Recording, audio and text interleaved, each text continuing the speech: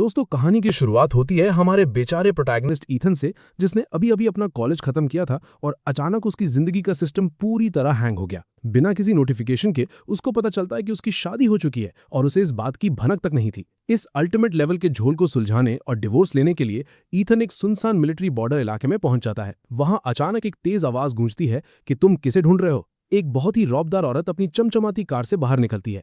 Ethan उस औरत की तरफ देखता है और बताता है कि वो सैरा किंग नाम की एक कमांडर को ढूंढ रहा है। अब इस पॉइंट पर एनिमे का सबसे बड़ा क्रिंज प्लॉट आर्मर देखो दोस्तों, क्योंकि सैरा किंग ही असल में सामने खड़ी औरत थी। सैरा की आंखों में अचानक एक अलग लेवल की हैरानी आती है। वो मिलिट्री डिसिप्लिन में एकदम सख्त थी, लेकिन ईथन जैसे लड़के को देखकर उसका दिमाग थोड़ा स्लो हो गया। उसकी ओवरपावर्ड मेमोरी के मुताबिक उसने इस अजनबी लड़के को पहले कभी नहीं देखा था। उसने काफी कठोरता से पूछा कि आखिर उसे सैरा किंग से क्या काम पड़ गया है। ईथन को बिल्कुल भी अंदाजा नहीं था कि जो शख्स ठीक उसके सामने खड़ी है वही उसकी पत्नी है। ईथन ने पूरे कॉन्फिडेंस से जवाब दिया कि वो उसका पति है और एक बहुत ही सीरियस मैटर पर मिलने आया है। ये सुनकर सैरा किंग पूरी तरह से अलर्ट मोड में आ जाती है और कहती है कि तुम काफी छोटे लग रहे हो और इतना बड़ा झूठ क्यों बोल रहे हो। उसने साफ कह दिया कि सैरा किंग का कोई पति नहीं है और तुम्हारा सच में असली बैकग्राउंड क्या है। ईथन पहले से ही 4 घंटे तक इस बंजर रेगिस्तान में पैदल चलकर बुरी तरह थक चुका था। ऊपर से इन लोगों का ये बेकार एटीट्यूड देखकर उसका गुस्सा किसी ज्वालामुखी की तरह फट पड़ा। उसने भड़कते हुए कहा कि तुम्हें कैसे पता कि सैरा का कोई पति नहीं है? जाओ और चुपचाप उसे बुलाकर लाओ। ईथन ने गुस्से में कहा कि उसकी तरफ ऐसे मत देखो जैसे वो यहां आने के लिए किसी मरते हुए इंसान की तरह मरा जा रहा था। इतनी दूर का लंबा सफर तय करने में उसकी हालत पूरी तरह खराब हो चुकी थी और यहां आना उसके लिए नरक जैसा था। तभी वहां खड़ा एक सबॉर्डिनेट तुरंत कहता है कि अरे भाई, जिस औरत से तुम इतनी देर से बहस कर रहे हो वही हमारी कमांडर सैरा किंग है। ये सुनते ही ईथन का पूरा सिस्टम जैसे तुरंत क्रैश हो गया। उसे बड़ा रिग्रेट फील हुआ कि जिसे वो ढूंढ रहा था वही उसके सामने खड़ी थी और उसने फालतू में इतना बड़ा सीन क्रिएट कर दिया था। वहां खड़े बाकी सारे लोग भी पूरी तरह शॉक थे, क्योंकि उन सबको ये पता था कि उनकी कमांडर पहले से शादीशुदा है। असल में दोस्तों, इस एनिमे कहानी के पीछे एक बहुत ही लंबा फ्लैशबैक छुपा हुआ है। जब सैरा अपनी नई प्रमोशन के लिए तैयारी कर रही थी तो वहां एक रूल था कि उन लोगों को प्रायोरिटी मिलेगी जिनकी फैमिली सेट है। ऐसे लोगों को एक अलग ही रैंक का स्पेशल बफ मिलता था। उस वक्त सैरा की फैमिली ने उसकी शादी एक गांव के लड़के से फिक्स कर दी, जो कि उसके दादाजी को बचाने वाले का पोता था। हालांकि वो एक सिंपल किसान था, लेकिन फोटो में वो काफी ठीक ठाक दिखता था। लेकिन बाद में अचानक पता चला कि जूलियन नाम का वो लड़का एक नंबर का धोखेबाज निकला। उसने किसी और लड़की के चक्कर में पड़कर अपना टिकट खुद कटवा लिया और वो हमेशा के लिए पैक हो गया। उस जूलियन की नई गर्लफ्रेंड बच गई और फिलहाल जेल में अपनी लंबी सजा काट रही है। ये सारी अजीब बातें पूरे मिलिट्री डिस्ट्रिक्ट में आग की तरह फैल चुकी थी, क्योंकि सैरा के सीनियर्स ने उसकी फैमिली के बारे में डिटेल्स मांगी थी। सीनियर्स ने कहा था कि वो अपने पति को कुछ दिन यहाँ बेस पर ला सकती है ताकि उनका नया बॉन्ड स्ट्रांग हो सके। सैरा के पास उनको सच बताने के अलावा कोई दूसरा ठीक रास्ता बचा ही नहीं था, लेकिन उसे बिल्कुल अंदाजा नहीं था कि एक चुगलखोर रिश्तेदार ने उनकी ये प्राइवेट बातें चुपके से सुन ली थी और पूरे बेस में अफवाह फैला दी। और अब अचानक से एक नया हैंडसम लड़का वहां आकर खुद को कमांडर का पति बता रहा था। वहां खड़े गार्ड्स भी इस पूरे हाई वोल्टेज ड्रामे को देखकर हैरान थे। अचानक सैरा को होश आता है और वो कड़े शब्दों में बोलती है कि वही असल में सैरा किंग है और उसका कोई भी पति नहीं है। उसने ईथन को किसी खतरनाक मुजरिम की तरह घूरते हुए पूछा कि आखिर वो असलियत में है कौन। ईथन ने तुरंत काउंटर अटैक करते हुए पूछा कि क्या उसे अपने घर से आई कोई चिट्ठी अभी तक नहीं मिली। सैरा का मेलमैन काफी बीमार था, इसलिए पिछले कुछ दिनों से उसे कोई जरूरी मेल रिसीव ही नहीं हुआ था। ईथन आगे बताता है कि उसका नाम ईथन है और वो ईथन काउंटी के एक छोटे से अमीर गांव में रहता है। तुम्हारा असली पति गांव के उस मुखिया का बेटा जूलियन होना चाहिए था, लेकिन उसका तो टिकट हमेशा के लिए कट गया। तो अब सबसे बड़ा सवाल ये था कि आखिर ईथन उसका हस्बैंड कैसे बन गया। जब जूलियन की फैमिली ने उसका आखिरी सामान चेक किया तो उन्हें एक मैरिज सर्टिफिकेट मिला जिस पर साफ साफ ईथन का नाम लिखा था। कड़ी इन्वेस्टिगेशन के बाद अचानक पता चला कि जूलियन ने 2 साल पहले बड़े धोखे से शादी रजिस्टर करवाई थी। उस साल जब गांव में सभी लोगों के पर्सनल डॉक्यूमेंट सबमिट हो रहे थे तो जूलियन ने बिल्कुल किसी विलन की तरह प्लॉट आर्मर का फायदा उठाया। जूलियन खुद तुमसे बिल्कुल शादी नहीं करना चाहता था, इसलिए उसने ईथन का नाम यूज करके तुम्हारी फेक मैरिज चुपचाप रजिस्टर करवा दी। उस वक्त बेचारा ईथन कैपिटल सिटी के बड़ी यूनिवर्सिटी में पढ़ाई कर रहा था और उसे इस पूरे चक्कर का कोई अंदाजा नहीं था। ईथन की फैमिली ने भी सभी डॉक्यूमेंट्स को ठीक से कभी चेक नहीं किया और किसी को जरा सी भनक तक नहीं लगी कि एक जरूरी डॉक्यूमेंट पेज मिसिंग था। और इस तरह बिना कुछ किए ईथन की अचानक शादी हो गई। ईथन ने मुस्कुराते हुए कहा कि किस्मत के खेल की वजह से उन दोनों की शादी हो गई। अगर ये झोल नहीं होता तो उनका आपस में कोई कनेक्शन नहीं होता। तुम एक हाई रैंक कमांडर हो और इस जबरदस्ती की शादी से खुश नहीं होगी। ईथन भी यही चाहता था और इसलिए वो डिवोर्स लेने आया था, पर प्रॉब्लम ये थी कि फैमिली इस डिवोर्स के खिलाफ थी। ईथन इस ओवरपावर्ड झोल को सॉल्व करने के लिए कॉन्ट्रैक्ट मैरिज का प्लान देता है। वो 1 महीने तक यहाँ रहेगा और फिर बोल देगा कि उनका सिस्टम मैच नहीं हुआ। सैरा राजी हो जाती है और उसके लिए आरामदायक कमरा अरेंज करती है। सैरा ने देखा कि उसके हाथ नरम थे। उसके नरम हाव भाव देखकर बिल्कुल नहीं लगता था कि उसकी जिंदगी में कोई खास परेशानी आई है। हालांकि वो एक ऐसी जगह से आया था जो काफी पिछड़ी हुई थी, लेकिन उसकी पारिवारिक स्थिति जरूर मजबूत रही होगी। उसको हमेशा एक राजकुमार की तरह पाला गया था। उसके मखमली हाथों को देखकर ही पता चल रहा था कि इस लड़के ने जिंदगी में कभी कोई भारी काम नहीं किया है। आम इंसान के हाथों में मेहनत के निशान होते हैं, पर हमारा किरदार अलग था। यहां पर हमारी फीमेल लीड यानी कमांडर सारा किंग उसको आराम से मिलिट्री जोन ले जाने वाली होती है। तभी ईथन एक ऐसी बात कहता है जो नॉर्मल इंसान का सिस्टम हैंग कर दे। वो काफी मासूमियत से बताता है कि बस से उतरने के बाद उसने अपना सूटकेस सड़क पर छोड़ दिया है। जरा इस इलॉजिकल सीन को देखो, कोई सफर करके आता है और अपना सबसे जरूरी सामान भूल जाता है। ये कैसा ओवरपावर्ड दिमाग है भाई। खैर, सारा काफी शांत स्वभाव की एक बहुत ही समझदार कमांडर होती है। वो तुरंत अपनी सबॉर्डिनेट सीलिया को आदेश देती है कि वो पेट्रोल रूट पर जाए। वो उसे सड़क की तरफ ध्यान से देखने को कहती है। सारा कहती है कि अगर रास्ते में सूटकेस मिले तो उसे फौरन लेकर आए। सीलिया तुरंत बात मानकर गाड़ी लेकर निकल पड़ती है। दूसरी तरफ सारा खुद ईथन को वापस मिलिट्री डिस्ट्रिक्ट की तरफ ले जाने की जिम्मेदारी उठाती है। ये रेगिस्तान का इलाका बॉर्डर पर है और यहां से मिलिट्री डिस्ट्रिक्ट तक का सफर काफी लंबा और थका देने वाला होता है। ईथन पहले से ही थका था। जैसे ही वो गाड़ी की पैसेंजर सीट पर बैठता है, उसको अचानक आराम मिल जाता है। सारा गाड़ी चलाते हुए बताती है कि शायद ईथन बस से गलत जगह पर उतर गया था और सूटकेस वहीं मिल जाना चाहिए। लेकिन जब सामने से कोई जवाब नहीं आता तो सारा को थोड़ा अजीब लगता है। वो अपनी गर्दन घुमाकर देखती है। हमारा प्यारा ईथन आराम से घोड़े बेचकर सो रहा है। भाई, इस किरदार का प्लॉट आर्मर अलग ही खतरनाक लेवल पर काम कर रहा है। एक कमांडर गाड़ी में ले जा रही है और ये सो रहा है। सारा ये देखकर आगे कुछ नहीं बोलती। उसके अंदर का स्ट्रिक्ट कमांडर एक पल के लिए पिघल जाता है। वो तुरंत गाड़ी की स्पीड कम कर देती है और कोशिश करती है कि गाड़ी स्मूथली चले ताकि ईथन की नींद खराब ना हो। दूसरी तरफ सीलिया रेगिस्तान के रास्ते पर ढूंढ भार करके ईथन का सूटकेस हासिल कर लेती है। वो सबसे पहले सूटकेस लेकर मिलिट्री डिस्ट्रिक्ट वापस पहुंच जाती है। वहां पहुंचते ही वो अपने साथियों को आज का सारा ताज़ा गॉसिप सुना डालती है। अब जैसे ही सीलिया ये बताती है, पूरे बेस में खबर फैलती है। खबर ये थी कि कमांडर सारा एक ऐसे पति के साथ वापस आई है जो तलाक लेने आया है। ये बात इतनी तेजी से वायरल होती है कि सब हैरान रह जाते हैं। शाम के 6 बज रहे होते हैं और मौसम में अचानक एक बड़ा बदलाव आता है। गर्मी का मौसम अचानक सर्दी में तब्दील हो जाता है। रेगिस्तान का ये एनवायरनमेंट काफी कठोर है। यहाँ सर्दी से गर्मी में बदलाव इतनी तेजी से होता है कि बाहर के लोग बीमार पड़ जाते हैं। तभी सारा गाड़ी लेकर मिलिट्री डिस्ट्रिक्ट में पहुंच जाती है, पर ईथन सो रहा था। सारा चुपचाप गाड़ी में बैठी रहती है। वो सोचती है कि ये शख्स यहाँ 1 महीने तक रुकने वाला है और पता नहीं कि ये लड़का खुद को संभाल पाएगा या नहीं। तभी सीलिया आती है और पूछती है कि आने में इतना वक्त क्यों लगा। सीलिया बताती है कि उसने कमरा साफ कर दिया है। जब सीलिया करीब आती है तब उसे समझ आता है कि ईथन गहरी नींद में है। उसी वक्त अचानक से ईथन की आंखें खुलती हैं। सारा उसको बताती है कि वो लोग आ चुके हैं और कमरे का रास्ता 10 मिनट की दूरी पर है। सारा चेतावनी देती है कि वो ज्यादा ना हिले वरना ठंड लग जाएगी। ईथन मन में सोचता है कि ये नकली पत्नी काफी ख्याल रखने वाली है। उसने उसके लिए कपड़े तक लाकर रखे थे। सीलिया उसको देखकर माफी मांगती है। ईथन शांति से जवाब देता है कि सब ठीक है, वो काफी थका हुआ था इसलिए आंख लग गई थी। ईथन पूछता है कि उसका लगेज कहाँ रखा है। सीलिया बताती है कि उसने फैमिली हाउसिंग बिल्डिंग में सामान रखवा दिया है। अगर रूम पसंद ना आए तो वो अगले दिन उसे बदलने की रिक्वेस्ट करेगा। जरूर, ईथन शुक्रिया अदा करता है और सीलिया चली जाती है। असल में ईथन लंबे समय बाद इस तरह सफर कर रहा था। कभी कभी वो पैरेलल वर्ल्ड की अजीब टेक्नोलॉजी को भूल जाता था जहां से वो आया था। बचपन से उसके परिवार ने उसको किसी चीज की कमी नहीं होने दी थी। अगर ध्यान से सोचा जाए तो पढ़ाई की मेहनत के अलावा उसने कोई दूसरा दुख बर्दाश्त नहीं किया था। अपने पिछले वक्त में वो काफी ठीक था। उसने कैपिटल की बड़ी यूनिवर्सिटी से पढ़ाई की और परिवार का बोझ कम करने के लिए पार्ट टाइम किया। ईथन को लगता था कि उसकी जिंदगी शांत रहेगी, लेकिन किस्मत ने अलग जाल बुन रखा था। वो अनजान जगह पर सिर्फ इसलिए आया था ताकि तलाक की प्रोसेस पूरी कर सके और अपनी अच्छी जिंदगी में वापस जा सके। ईथन इस जगह से बस निकलना चाहता था।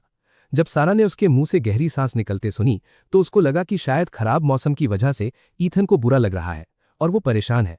असल में इस सब में ईथन की कोई गलती नहीं थी। एक न्यूली ग्रेजुएटेड स्टूडेंट की जगह किसी और ने शादी की। हालांकि ये गलतफहमी थी, पर कानूनी तौर पर शादी मुकम्मल हो चुकी थी। अब शादी तोड़ने के लिए उसको प्रॉपर डिवोर्स प्रोसेस से गुजरना पड़ेगा। ईथन को डर था कि अगर वो भविष्य में शादी करेगा तो उसके ऊपर डिवोर्सी का टैग लग जाएगा। भाई, ये कैसा क्रिंज लड़का है जो एक ऐसी बढ़िया वाइफ से तलाक लेने पर रो रहा है। सारा उसको तसल्ली देती है कि वो सब ठीक करने की पूरी कोशिश करेगी। वो कहती है कि अभी 1 महीना रुको। जब दोनों फैमिली हाउसिंग कॉम्प्लेक्स पास पहुंचते हैं तो पड़ोसी आकर घूरने लगते हैं। भाई, सब लोग आपस में फुसफुसाने लगते हैं। ये लोग 3rd फ्लोर पर जाते हैं और खेलने वाले बच्चे भी ईथन को हैरानी से देखते हैं।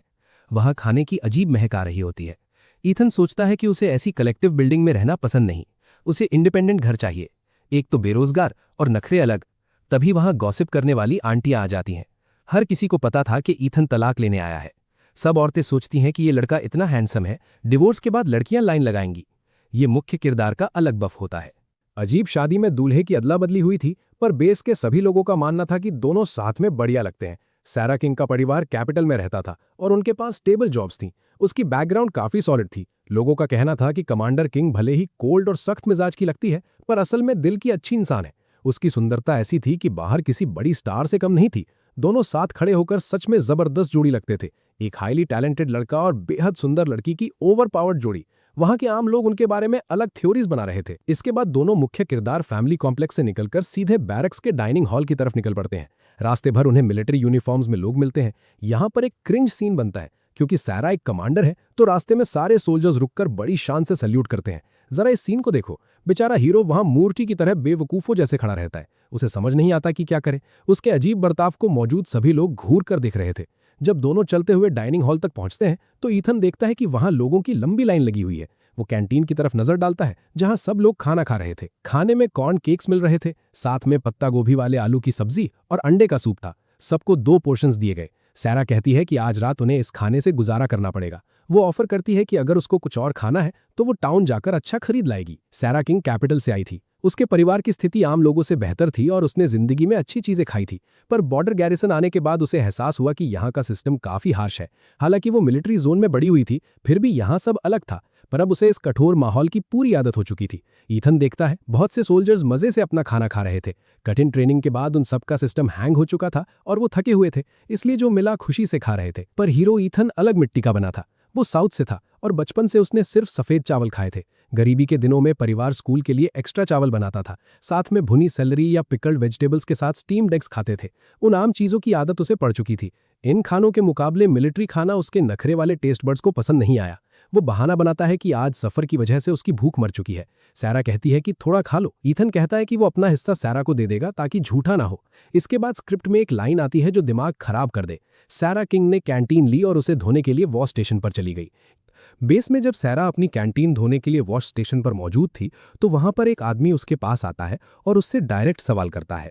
ये आदमी उसका एक पुराना मेल कॉलीग था। वो आदमी पूछता है कि सैरा इतनी शांत क्यों खड़ी है इस परेशानी में।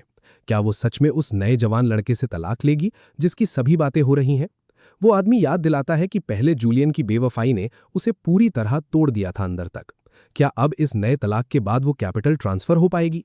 सैरा बहुत शांति से अपना जवाब देती है कि वो कल सुबह ही अपना डिवोर्स रिपोर्ट जमा कर देगी ऑफिस में वहां पर वो आदमी जल्दी हार नहीं मानता किसी भी हाल में। वो समझाता है कि दोनों को इस अजीब शादी चलाने की एक कोशिश जरूर करनी चाहिए, क्योंकि दोनों परिवार यही चाहते हैं कि दोनों हमेशा साथ रहें एक दूसरे के। उस आदमी ने बताया कि आज बाथरूम में उसको बाकी लड़कों ने बताया था कि दोनों की फैमिली उनका रिश्ता सेट करना चाहती है। सैरा अपना पूरा लॉजिकल जवाब देती है कि ईथन एक बेचारा यूनिवर्सिटी स्टूडेंट है जिसके साथ अचानक बहुत बड़ा धोखा हो गया उनके पीछे। उसको पता तक नहीं था और वो शादीशुदा बन गया था धोखे से। ऐसे में तलाक मांगना पूरी तरह से एक नॉर्मल बात है इस नए किरदार के लिए। सैरा बताती है कि उस लड़के ने साफ कर दिया है कि वो यहाँ पर सिर्फ 1 महीना रुकेगा और उसके बाद अपने घर वापस चला जाएगा जल्दी से। पर वो आदमी बहुत जिद्दी बनता है वहां पर खड़े होकर और लंबी बातें बनाता है उसको मनाने के लिए। वो बोलता है कि ईथन बहुत हाईली एजुकेटेड है, उसको यहाँ पर किसी अच्छी फील्ड में जॉब दिलवाई जा सकती है, जो उनके लिए एक बड़ा बफ साबित होगा। दोस्तों, सैरा अपनी थोड़ी क्रिंज कहानी डिटेल में बताती है कि उसने पहले वाली शादी अपनी प्रमोशन के चक्कर में की थी। परिवार वालों ने उसके दादाजी के एक पुराने दोस्त के पोते से उसका रिश्ता तय किया था जल्दबाजी में। सैरा काफी आलसी थी और कोई नया लड़का ढूंढने का उसका कोई भी इरादा नहीं था, पर उसने उस बेवफा जूलियन को पहले कभी देखा नहीं था और उस इंसान ने धोखा देकर उसका दिल बुरी तरह तोड़ दिया। सैरा लगातार अलग अलग मिशंस पर बिजी रहती थी और उसके बाद उसने कभी दोबारा शादी के बारे में सोचा नहीं था।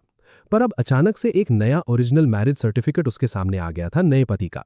ये नया असली पति बहुत ईमानदार था और उसने आते ही साफ बोल दिया कि उसको सिर्फ अपना तलाक चाहिए इस बंधन से। सैरा ने तय किया कि वो डिवोर्स रिपोर्ट जमा करेगी। दूसरी तरफ हमारा हीरो ईथन वहां पर भीड़ में उन डेंजर आंटियों के बीच बुरी तरह से फंस चुका था बाहर। एक बुजुर्ग औरत उससे कहती है कि वो गलत स्टॉप पर उतरकर अकेले ही रेगिस्तान में फंस गया था उस कठिन सफर में। अगर उस वक्त कोई बड़ी मुसीबत आती तो उसका टिकट कट गया होता बिना किसी शोर के रेगिस्तान के बीच में। ईथन को अचानक से अपनी भयंकर बेवकूफ़ी का तगड़ा एहसास होता है उस बात को सुनकर। उसको पहले लग रहा था कि बैलगाड़ी वाले ने उसके साथ लंबा फ्रॉड किया था रास्ते पर, पर अब उसे समझ आया कि उसका अपना प्लॉट आर्मर काफी वीक था और वहां गलती सिर्फ उसकी थी दोस्तों। पर ईथन हैरान था कि इतनी जल्दी बेस में सबको उसके बारे में डिटेल्स कैसे पता चल गईं। ये जगह काफी छोटी थी और यहाँ पर गॉसिप किसी खतरनाक आग से भी ज्यादा तेजी से फैलती थी नए लोगों की। गॉसिप की इस ओवरपावर्ड ताकत को ईथन ध्यान से देख रहा था खड़े होकर। एक औरत उससे पूछती है कि उसने कैपिटल यूनिवर्सिटी में आखिर क्या पढ़ा है आज तक वहां पर। ईथन कामली बताता है कि उसने सिर्फ मेडिकल फील्ड यानी मेडिसिन की पढ़ाई की है लंबा समय लगाकर। ये जवाब सुनकर उन सभी पड़ोसी औरतों का खुशी से पूरी तरह सिस्टम हैंग हो जाता है उस बड़े आंगन में वहां पर बैठे। वो औरतें तेजी से चिल्लाकर बोलती हैं कि मेडिसिन पढ़ने का सीधा मतलब है कि जिंदगी में उसे अच्छी जॉब की कभी कोई कमी नहीं होगी किसी से। वो सब सोचने लगते हैं कि जब ये पढ़ा लिखा लड़का कमांडर के साथ हमेशा रहेगा तो दोनों की पूरी जिंदगी एकदम मस्त सेट और अमीर हो जाएगी। पर हमारा जवान ईथन अपने इस फैसले पर पूरी तरह जिद्दी बनकर अटल रहता है उस भीड़ के सामने बिना किसी डर के। वो साफ कहता है कि वो यहाँ पर सिर्फ और सिर्फ अपना तलाक लेने आया है और कुछ नहीं। आंटियां बुरी तरह से चौंक जाती हैं कि आखिर इतनी दूर सफर करके कोई इंसान सिर्फ अपना डिवोर्स लेने के लिए कैसे आ सकता है बेस पर इस तरह से। वो काफी परेशान होकर उससे पूछती हैं कि क्या वो अपने इस भयंकर फैसले पर सच में 100% श्योर है या नहीं यहाँ पर। ईथन बहुत ही शांति से वहां अपना जवाब देता है कि अगर वो पूरी तरह से श्योर नहीं होता तो वो यहाँ इतनी थकान उठाकर आता ही क्यों पहले दिन। आंटियां समझाती हैं कि कमांडर किंग अच्छी लड़की है और किस्मत दूर बैठे लोगों को भी मिला देती है। ये सारी बुजुर्ग आंटियां ऐसी अजीब बातें बोलना पसंद करती है हमेशा वहां पर। ईथन ऑकवर्ड होकर मुस्कुरा रहा था, तभी वहां सैरा उसको वापस लेने आ जाती है। वो आंटियों को बताती है कि पब्लिक बाथ का पानी ठंडा हो जाएगा, इसलिए उन्हें चलना चाहिए। आंटीज भी ये बात समझ जाती हैं और कहती हैं कि उन्हें भी अब आराम करना चाहिए। चलते वक्त एक आंटी ईथन को अगले दिन अपने घर खाने पर बुलाती है। वो कहती है कि वो बहुत बढ़िया खाना बनाती है और उसके दोनों बेटे बाहर काम करते हैं, इसलिए घर पूरी तरह सूना रहता है। ईथन थोड़ी शराफत दिखाते हुए उनका इनविटेशन मंजूर कर लेता है और कहता है कि वो कल जरूर आएगा। ये बैरक्स का सबसे बड़ा फैमिली हाउसिंग एरिया था। उनके डॉर्मेट्री बिल्डिंग तक पहुंचने का रास्ता लगभग 50 मीटर का था। जब ईथन उस बिल्डिंग के नीचे पहुंचा तो उसको वहां से भारी शोर शराबा सुनाई दिया। वहां पर बड़े और बच्चे सबकी आवाजें आ रही थीं। बच्चों के रोने की आवाज और हर पड़ोसी घर से आने वाला गंदा शोर पूरे माहौल को और अजीब बना रहा था। सारा उसको ऊपर उसके कमरे तक छोड़ने आती है। वो उसको बताती है कि अब वो जा रही है और अगर उसे कल किसी जरूरी चीज की जरूरत हो तो बता दे। नीचे पब्लिक बाथ में रात 9 बजे गर्म पानी आना बंद हो जाता है, इसलिए उसको जल्दी जाना चाहिए। ईथन ने दिन भर रेगिस्तान में लंबा सफर किया था जिससे उसे बहुत पसीना आया था और अब रात को खतरनाक ठंड बढ़ चुकी थी। उसने जल्दी से अपने सूटकेस से नए कपड़े निकाले और नीचे पब्लिक बाथ की तरफ नहाने चला गया। रास्ते में उसको कुछ अनजान लोग मिले, पर उस बाथ हाउस में अब ज्यादा भीड़ नहीं थी। जब उसने वहां खुद को अकेले देखा तो उसे अपने कॉलेज के बीते दिन याद आ गए। कैपिटल में पढ़ाई के दौरान जब उसने थोड़े पैसे कमाए थे तब उसने एक इंडिपेंडेंट घर किराए पर लिया था जिसमें अपना पर्सनल बाथरूम था। उसका कमरा हमेशा साफ सुथरा और प्राइवेट रहता था। वो मेडिसिन की पढ़ाई करता था और खाली वक्त में सनस्क्रीन और चोट पर लगाने वाले मेडिसिनल ऑयल्स पर रिसर्च करता था। ईथन बचपन से काफी हैंडसम था और लोग उसकी अच्छी स्किन की हमेशा तारीफ करते थे। उसने उन्हीं लोगों को सनस्क्रीन की अहमियत बताकर अपना एक छोटा बिजनेस शुरू किया था। उसके बनाए गए मेडिसिनल ऑयल्स इतने असरदार थे कि इंजर्ड लोगों को तुरंत आराम मिलता था। उसका बनाया फॉर्मूला एकदम ओवरपावर्ड था, जिसके आगे पूरे मार्केट का कोई भी आम प्रोडक्ट नहीं टिकता था। उसने लगभग 1 साल तक ये बढ़िया काम किया और इस छोटी सी उम्र में काफी अच्छा पैसा कमाया था। तब लोग खुद आकर उससे ये असरदार तेल मांगते थे क्योंकि नतीजा गजब था। खैर, ईथन उन पुरानी बातों से अचानक बाहर आता है। उसको एहसास होता है कि इस अजीब जगह पर पानी गर्म करना और धोना बहुत बड़ा झमेला है। वहां कोई टब या अच्छा गर्म पानी का इंतजाम नहीं था। वो जल्दी से अपना नहाना खत्म करता है और वापस अपने खाली कमरे में भगता है। बिस्तर पर लेटते ही उसे तुरंत बहुत गहरी नींद आ जाती है। लेकिन कुछ ही देर बाद पड़ोस से आने वाली जोर जोर की आवाजों ने उसका सारा दिमाग खराब कर दिया। गुस्से वाले पेरेंट्स अपने रोते हुए बच्चों पर बुरी तरह चिल्ला रहे थे। उस बिल्डिंग में साउंड प्रूफिंग नाम की कोई भी चीज नहीं थी। वहां सब कुछ साफ सुनाई दे रहा था। इस फजूल शोर की वजह से उसकी आंख सुबह बहुत जल्दी खुल गई। उसने ध्यान से अपनी घड़ी देखी तो सुबह के 7:30 बज रहे थे। इतनी जल्दी उठना उसके नखरे वाले रूटीन के बिल्कुल खिलाफ था। उसने अपना कंबल अपने सर पर खींच लिया और बाहर के शोर को मजाक समझकर पूरी तरह इग्नोर करते हुए वापस गहरी नींद में चला गया। जब वो दोबारा आराम से उठा तो दोपहर का 1 बज चुका था। वो धीरे धीरे उठा और जब उसने अपना दरवाजा खोला तो सामने वही सारा खड़ी थी।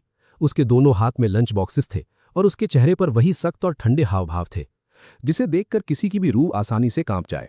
उसके नाजुक चेहरे पर हमेशा एक ऐसी डरावनी दूरी नजर आती थी जिसे देखकर लगता था कि कोई भी उसके पास आने की हिम्मत ना करे। अनजान लोग तो उसके इर्द गिर्द घूमने से भी डरते थे, लेकिन जैसे ही दरवाजा खुलता है और वो अपने सामने हीरो को देखती है, उसका वो कोल्ड कुदेरे वाला एटीट्यूड पूरी तरह से गायब हो जाता है। उसका चेहरा तुरंत शर्म से टमाटर की तरह लाल हो जाता है और वो नजरें चुरा लेती है। उसने बड़ी हिचकिचाहट से पूछा कि नाश्ता किया या नहीं। हीरो ने रास्ता छोड़ते हुए उसे अंदर आने दिया और बताया कि वो अभी गहरी नींद से उठा है। इसके बाद हीरो आराम से दांत साफ करने शेड सिंक की तरफ चल पड़ा। वाह, दोपहर में इनका नया दिन शुरू हो रहा है। हॉल में, जहां प्रेमिसी नाम की कोई चीज नहीं थी, नाश्ते के बाद वहां मौजूद आसपास के सारे परिवार दोपहर के खाने की तैयारी में पूरी तरह से बिजी थे। अचानक एक दृश्य सामने आता है। महंगे पजामेज पहने हुए और हाथ में टूथब्रश पकड़े हुए हीरो को हॉल से गुजरते देखकर सबकी नजरें ऑटोमेटिकली उस पर टिक गईं। अब यहां अचानक एंट्री होती है पड़ोस की उन फारिग एंटीज की, जो किसी भी एनिमे की सबसे यूजलेस एनपीसीज होती हैं। उन्होंने बिना किसी लॉजिक के फुसफुसाना शुरू कर दिया कि इसमें कोई हैरानी नहीं कि ये अमीर लड़का डायरेक्टली कैपिटल सिटी से यहां पर ही बिलोंग करता है। उसके पहने हुए पजामों को देखकर ही लगता है कि वो कितने महंगे हैं। कपड़ा एकदम सिल्की और महंगा फील दे रहा था। पैरों की स्लीपर्स भी टॉप क्लास थीं। सब कुछ इतना साफ और चमकदार था कि लग रहा था जैसे कोई अपर लेवल कैरेक्टर स्पॉन हो गया हो। उन एनपीसीज का बकवास एनालिसिस यहां तक पहुंच गया कि इस आलसी इंसान को कमांडर सैरा किंग से तुरंत डिवोर्स ले लेना चाहिए। उन्हें लगता था कि ये शख्स एक निकम्मा है जो दोपहर तक सोता रहता है और कमांडर खुद उसके लिए अपने हाथों से खाना लाती है। इनके हिसाब से दोपहर तक सोना और बेड पे बैठे खाना मंगवाना किसी अमीर कैपिटलिस्ट यंग मास्टर का ही स्टाइल हो सकता है। इन आंटीज के हिसाब से वो किसी एंगल से कमांडर सैरा के लायक नहीं था। तभी अचानक एक दूसरी आंटी ने ज्ञान बांटा कि ये कैपिटलिस्ट नहीं है, ये तो अंदर बाहर से एक प्योर गांव के किसान बैकग्राउंड का छोटा इंसान है। जब किसी ने पूछा कि उसे ये बात कैसे पता चली, तो उसने हवाला दिया कि कल लिली मे के घर लोग चर्चा कर रहे थे। उनकी जासूसी एबिलिटी वाकई बहुत ही गजब थी। इस लड़के के परिवार में 3 पीढ़ियों तक सिर्फ बेटियां पैदा हुई थीं। यह अकेला मेल चाइल्ड था, इसीलिए इसको सर पर चढ़ाकर रखा गया। इसने मेहनत से पढ़ाई की और कॉलेज गया। पूरे गांव में सिर्फ यही एक यूनिवर्सिटी का स्टूडेंट था। पर इन आंटीज का मानना था कि ऐसी पढ़ाई का क्या फायदा जब इसको रियल लाइफ में पैसे कमाना ही नहीं आता। हीरो जानता था कि नेगेटिव बातें उसी पर हो रही हैं, पर उसको रत्ती भर फर्क नहीं पड़ता था। वैसे भी वो 1 महीने में वहां से हमेशा के लिए निकलने वाला था, एकदम चुपचाप। पूरी उम्मीद थी कि उनकी दोबारा मुलाकात नहीं होगी। बंदे ने अपने इमोशंस को म्यूट मोड पे रखा हुआ था। हॉल में वापस आते वक्त किसी रैंडम शख्स ने रिस्पेक्ट के साथ ग्रीट किया। हीरो ने मुस्कुराकर सर हिलाकर जवाब दिया। कमरे में वापस कदम रखते ही उसने नोटिस किया कि वो खूबसूरत औरत टेबल पर चुपचाप इंतजार कर रही थी। लंच बॉक्सेस बंद थे। हीरो को मानना पड़ा कि सच में खूबसूरत लोग मास्टरपीस पेंटिंग की तरह लगते हैं। बिना कोई सस्ती ओवर एक्टिंग किए वो नेचुरली परफेक्ट दिख रही थी। हीरो ने कहा कि उसके लिए ना रुके अब। सैरा ने शांति से जवाब दिया कि उसने सुबह का खाना पहले खा लिया है। उसने बताया कि ये छोटे डब्बे हीरो के लिए हैं। इनमें ताज़ी सब्जियों से भरे कॉर्न बन्स और थोड़े रोल्स थे। सैरा ने स्वीट तरीके से एक्सप्लेन किया कि उसे अंदाजा नहीं था कि हीरो को क्या पसंद है, इसीलिए सेफ्टी के लिए थोड़ा सब ले आई। अब तक इस औरत का बिहेवियर अच्छा रहा था। इसी दौरान हीरो के दिमाग में अचानक जूलियन वाइट का ख्याल आ गया। भाइयों, जूलियन एक ऐसा लव सिक फूल था जिसे किसी अच्छी मेंटल असाइलम की बेहद जरूरत थी। वो एक नंबर का क्रिंज सिंप था जिसे सिर्फ शहर से गांव भेजी हुई लड़कियों से लगाव था। उस चालाक शहरी लड़की को सिर्फ मेहनत से बचना था। उसने चालाकी से कमेटी सेक्रेटरी के बेटे को सीड्यूस करके फ्री का खाना मिल सके। वाह, सर्वाइवल का गजब स्कीम। हद तो तब हो गई जब उसने शादी के बाद भी जूलियन को बेवकूफ बनाना नहीं छोड़ा। वो प्रेग्नेंट हो गई और सारा इल्जाम मासूम जूलियन पर थोप दिया। जब वो फंस चुकी थी तो उसने आखिरी मास्टर स्ट्रोक खेला। उसने अकेले डूबने के बजाय जूलियन को भी नदी में खींच लिया और दोनों की बुरी तरह से पेटी बना दी। अगर जूलियन ने सैरा से शादी कर ली होती तो उसकी लाइफ बर्बाद नहीं होती। हीरो वापस रियलिटी में आया और खाने को देखकर कहा कि ये बहुत ज्यादा है। उसने सैरा को भी ऑफर दिया ताकि बर्बादी ना हो। लेकिन हीरो के साथ एक बड़ा मसला था। उसे आटे से बनी चीजें पसंद नहीं थी। अगर व्हाइट राइस और स्टर फ्राई सब्जी होती, बात अलग थी। वो 2 बोल्स आराम से साफ कर जाता। मजबूरी में उसने आधा रोल खाने का डिसाइड किया, क्योंकि पेट तो भरना था ही। उसको एकदम विश्वास था कि इससे पेट लगभग भर जाएगा, पर आटे का खाना उसको पसंद नहीं था, इसलिए आधे पर रुका। 2-3 बार सोचने के बाद उसने फाइनली आधा रोल ही निपटाया। हीरो की आदत ऐसी बैकवर्ड लाइफ की नहीं थी। उसको शहर वाले रेंटेड रूम की याद आ रही थी।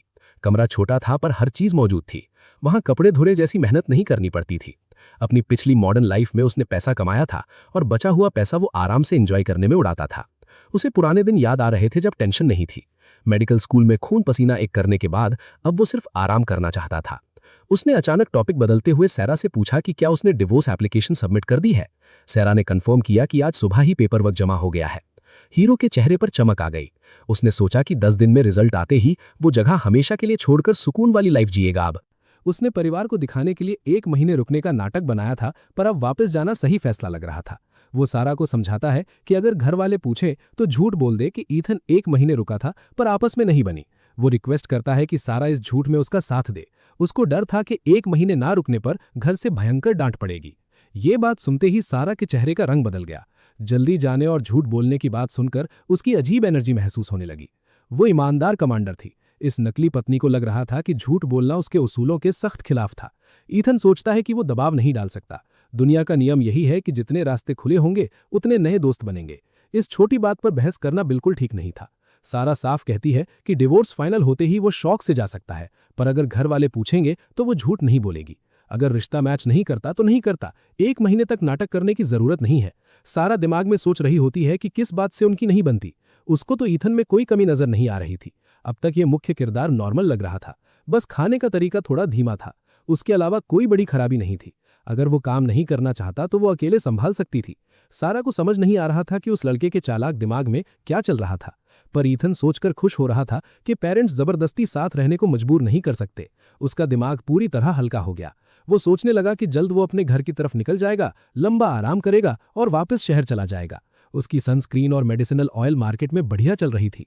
ईथन नए प्रोडक्ट्स बनाने का ओवर पावर्ड प्लान बना रहा था ताकि बहुत पैसा कमा सके। फिर वो फैसला करेगा कि क्या हॉस्पिटल में काम करना चाहिए। अगर छुट्टियां बचाकर रखेगा तो हर 2 महीने में परिवार से मिल पाएगा। कुछ ही सेकंड्स में उस लड़के ने अपना पूरा भविष्य सेट कर लिया था। उसके पास हर चीज का परफेक्ट प्लान था, सिवाय इस अजीब शादी के जिसके बारे में कभी नहीं सोचा था। उस लड़के के अंदर 2 अलग जिंदगियों की मेमोरी का सिस्टम चल रहा था। पिछली जिंदगी में उसने देखा था कि डिवोर्स रेट काफी बढ़ रहा था। ज्यादातर लोग शादी नहीं करते थे। तब वो बहुत युवा और नया ग्रेजुएट हुआ था। उसने रोमांस जैसी फालतू चीजों पर कभी ध्यान नहीं दिया। यहाँ आने के बाद उसने पूरा वक्त सिर्फ पढ़ाई पर लगाया था। कॉलेज में उस पर लाइन मारने वाली लड़कियों की कोई कमी नहीं थी, पर उसके लिए औरतें सिर्फ रुकावट थीं जो पढ़ाई और आगे बढ़ने की रिदम को खराब कर सकती है। वक्त ही पैसा है और उसको सिर्फ कमाई करनी है। उसी रात को पड़ोस की लिली दावत पर बुलाने के लिए आती है। बिना किसी वजह मुफ्त का खाना खाने जाना उसको काफी अजीब लग रहा था, पर किस्मत से ईथन का बैग बहुत काम का निकला। उसने अपने भारी सूटकेस में बढ़िया इंपोर्टेड चॉकलेट्स रख छोड़े थे जो इस नए पैरेलल वर्ल्ड में आसानी से नहीं मिलते थे। अमीर शहरी दोस्त ने उसे ये गिफ्ट दिए थे। ऐसा इसलिए हुआ क्योंकि ईथन ने अपना असरदार मेडिसिनल ऑयल बेचकर उसके पिता का पुराना दर्द ठीक किया था। वहीं से उनकी दोस्ती शुरू हुई थी। उसके पास दुनिया का अजीब सामान मौजूद रहता था। अंधे पैसे की वजह से ईथन को एक्सोटिक खाना खाने को मिल जाता था। वो कभी कभी अपना खाना परिवार को पार्सल कर देता था। वो इस सफर में आधा बैग चॉकलेट्स लाया था। जब वो वहां पहुंचता है तो औरत हैरानी से देखती है और पूछती है कि उसने ये क्या लाया है। ईथन शराफत से बताता है कि ये इंपोर्टेड चॉकलेट्स है। वो कहता है कि वो जल्दी में वहां चला आया और कोई दूसरी ढंग की चीज नहीं लाया। वो औरत इतनी रेयर चीज देखकर चौंक जाती है। वो घबराकर कहती है कि दावत पर इतनी कीमती चीज लाना पैसे की बर्बादी है। उसको समझ नहीं आता कि छोटी दावत में इतना महंगा गिफ्ट क्यों लाया, पर ईथन शर्म महसूस कर रहा था। उसको लगता था कि खाली हाथ खाने पर जाना पूरी तरह गलत है और वो मुफ्त का हिसाब नहीं रखता। वो औरत से कहता है कि ये सिर्फ एक छोटा स्नैक है, अगर वो कबूल नहीं करेगी तो वो तुरंत बिना खाए लौट जाएगा। हार मानकर वो औरत कहती है कि वो ज्यादा फॉर्मल नाटक नहीं करेगी। वो मुस्कुराते हुए ईथन से कहती है कि आज रात उसको दावत में दबाकर खाना पड़ेगा। वहां आने वाले सभी मेहमानों का पहले से एक प्री प्लान्ड सेटअप बन चुका था। असल में लिली और उसके पति ने मिलकर काफी लोगों को इस दावत में इनवाइट किया हुआ था ताकि सब लोग साथ में खाना खाएं और एक दूसरे के बारे में अच्छे से जान सके। इन दोनों पति पत्नी ने आपस में कोई सीधी बात नहीं की थी, पर उनका चतुर दिमाग एक ही डायरेक्शन में सोच रहा था। उनका सबसे बड़ा मकसद इन दोनों जवान लोगों को मिलवाना था ताकि इनका टूटा हुआ रिश्ता वापस जुड़ सके। इसलिए रात के खाने पर आने वाले सारे मेहमान उनके बेहद भरोसेमंद लोग थे। वहां आने वाले आम लोग नहीं थे, बल्कि उसमें काफी सीनियर ऑफिसर शामिल थे, जैसे कि battalion commander, deputy commander Marcus और डिप्टी रेजिमेंटल कमांडर सहित और भी बड़े लोग। ये सभी बड़े लोग मिलकर ईथन को वहां रोकने का कोई सॉलिड रास्ता निकालने वाले थे, पर सच तो ये था कि हमारा किरदार आसानी से फंसने वाला नहीं था। दोस्तों, दावत में आने वाले सारे मेहमान बेस के खास और हाई रैंकिंग ऑफिसर्स थे। इनमें बटालियन कमांडर और डिप्टी रेजिमेंटल कमांडर शामिल थे। दावत में आदमी लोग एक तरफ मजे से खाना खा रहे थे, पर दूसरी तरफ औरतें आपस में बातें करते हुए अनजाने में मैच मेकिंग का माइंड गेम खेल रही थीं। उनका लंबा टारगेट ईथन और सारा का नया रिश्ता पूरी तरह से सेट करना था। खाने की टेबल पर भारी भरकम पकवान सजाए गए थे। एक ट्रे में चिकन और आलू को नूडल्स के साथ पकाकर रखा गया था। इसके अलावा वहां स्टूड फिश, फ्राइड राइस और अंडे का सूप मौजूद था। लेकिन इन सब चीजों के बीच वहां का मेन खाना अभी भी आम whole grain breads, cereal crepes और बड़े बर्तन में भरा हुआ कॉर्न मील ही था। हमारा किरदार ईथन बेवकूफ नहीं था। उसको साफ दिख रहा था कि ये लोग चालाकी कर रहे थे, लेकिन उसको इन सब शादी के नाटकों में बिल्कुल भी इंटरेस्ट नहीं था। खाने के दौरान उसने अपना दिमाग शांत रखा और माहौल को हैंडल किया। उसी वक्त आंगन में सारी औरतें दावत के लिए टेबल सेट करने में बिजी थीं। ईथन ने देखा कि वहां ऐसे खाली बैठना ठीक नहीं था, इसलिए वो आगे बढ़कर मदद करने गया। लेकिन उन औरतों ने उसको रोक दिया और उसके हाथों में एक गोल मटोल बच्चा थमा दिया। वो बच्चा शांत था, इसलिए उसे कोई परेशानी नहीं हुई। वो शांति से उस बच्चे को गोद में लेकर आंगन में बैठ गया। थोड़ी देर में वहां दरवाजे से सारा और उसके बाकी बचे हुए ऑफिसर्स दाखिल होते हैं। जैसे ही सारा वहां आई, उसने एक ऐसा अजीब सीन देखा जिसने पूरी तरह से उसका और बाकी लोगों का सिस्टम हैंग कर दिया। ईथन ट्रैक सूट पहनकर वहां आराम से बैठा था। उसने उस नन्हे बच्चे को आराम से पकड़ा हुआ था और उसके चेहरे पर एक प्यारी मुस्कुराहट थी। ब्रिगेड कमांडर के पीछे आने वाले सारे ऑफिसर्स के कदम रुक गए। उन सबकी आंखें हैरानी के मारे डिनर प्लेट की तरह फट गई थीं। इस सीन को देखकर समझना मुश्किल नहीं था कि कल बैरक्स में बवाल क्यों मचा था। पता चला था कि कल जब वो डाइनिंग हॉल गया था तो आग की तरह गॉसिप फैल गई थी। सबने उसकी तारीफ देवता की तरह की थी। आज उसको अपनी आंखों के सामने देखकर उन्हें अफवाह का पूरा प्रूफ मिल गया था। इस अजीब दुनिया में जहां बैरक्स भद्दे लोगों से भरा था, वहां अचानक एक एलिगेंट लड़का चमक रहा था। उसका तगड़ा प्लॉट आर्मर सब पर भारी था। तभी वहां गजब मिस्टेक हुई जब ब्रिगेड कमांडर ने गलती से उसको जूलियन समझकर साला कह दिया था। ईथन बिना गुस्से के आराम से खड़ा हो जाता है और मुस्कुराता है। उसको लगता है कि इस वक्त साला बुलाना ज्यादा गलत नहीं होगा। एक ऑफिसर उसकी मांगी हुई बाथटब और स्टोव के बारे में बात करता है और कहता है कि वो सब सामान भेज देगा। तभी वाइन का ग्लास उठाते हुए एक इंसान उसकी स्किन की बहुत तारीफ करता है। वो कहता है कि उसका चेहरा बहुत मुलायम और नाजुक लग रहा है, जो वहां के खराब माहौल में किसी बफ से कम नहीं था। ईथन कॉन्फिडेंस के साथ उन्हें जवाब देता है कि ये सब लगातार सनस्क्रीन यूज करने का कमाल है। वो समझाता है कि वहां बॉर्डर की हवा बहुत रूखी होती है और बाकी सब पूरा दिन तेज हवा में काम करते हैं। इसी वजह से उन सबकी स्किन बुरी तरह से झुलसी हुई और पूरी बेकार हो चुकी होती है वहां पर। एक ऑफिसर हैरान होकर पूछता है कि क्या ये जादुई चीज बहुत महंगी आती है। ईथन तुरंत जवाब देता है कि ये महंगी नहीं है, क्योंकि वो इसको यूनिवर्सिटी में खुद बनाता था। वो बाजार से जरूरी सामान खरीदकर मिक्स करता था, जिससे उसकी कॉस्ट काफी कम हो जाती थी। उसने आगे बताया कि वो चोट और मोच पर लगने वाले मेडिसिनल ऑयल्स पर भी लगातार एक्सपेरिमेंट कर रहा है। उनका नतीजा एकदम ओवरपावर्ड आता है। वो वादा करता है कि घर वापस जाने के बाद वो सबके लिए तेल जरूर भेजेगा। सारे लोग उसके टैलेंट को देखकर इंप्रेस हो जाते हैं। तभी एक ऑफिसर पूछता है कि क्या उसने ग्रेजुएशन के बाद कोई ठीक ठाक जॉब ढूंढ ली है। वो बताता है कि बेस केस मिलिट्री हॉस्पिटल को नए और अच्छे डॉक्टर्स की पूरी जरूरत पड़ रही है इस नए वक्त में आज। वो सुझाव देता है कि कमांडर उसको यहां पर रेफर कर दे। ईथन इन सब बातों को आराम से सुनता है और कहता है कि अभी उसे कोई जल्दी नहीं है। अगर उसे जॉब चाहिए होती तो यूनिवर्सिटी के प्रोफेसर्स उसको खुशी से रेकमेंड कर देते। ईथन का दिमाग और प्लान अलग था। वो बताता है कि लगातार पढ़ाई करने के बाद वो पूरी तरह से थक चुका है। इतने सालों तक दिमाग घिसने की वजह से उसकी हालत खराब है।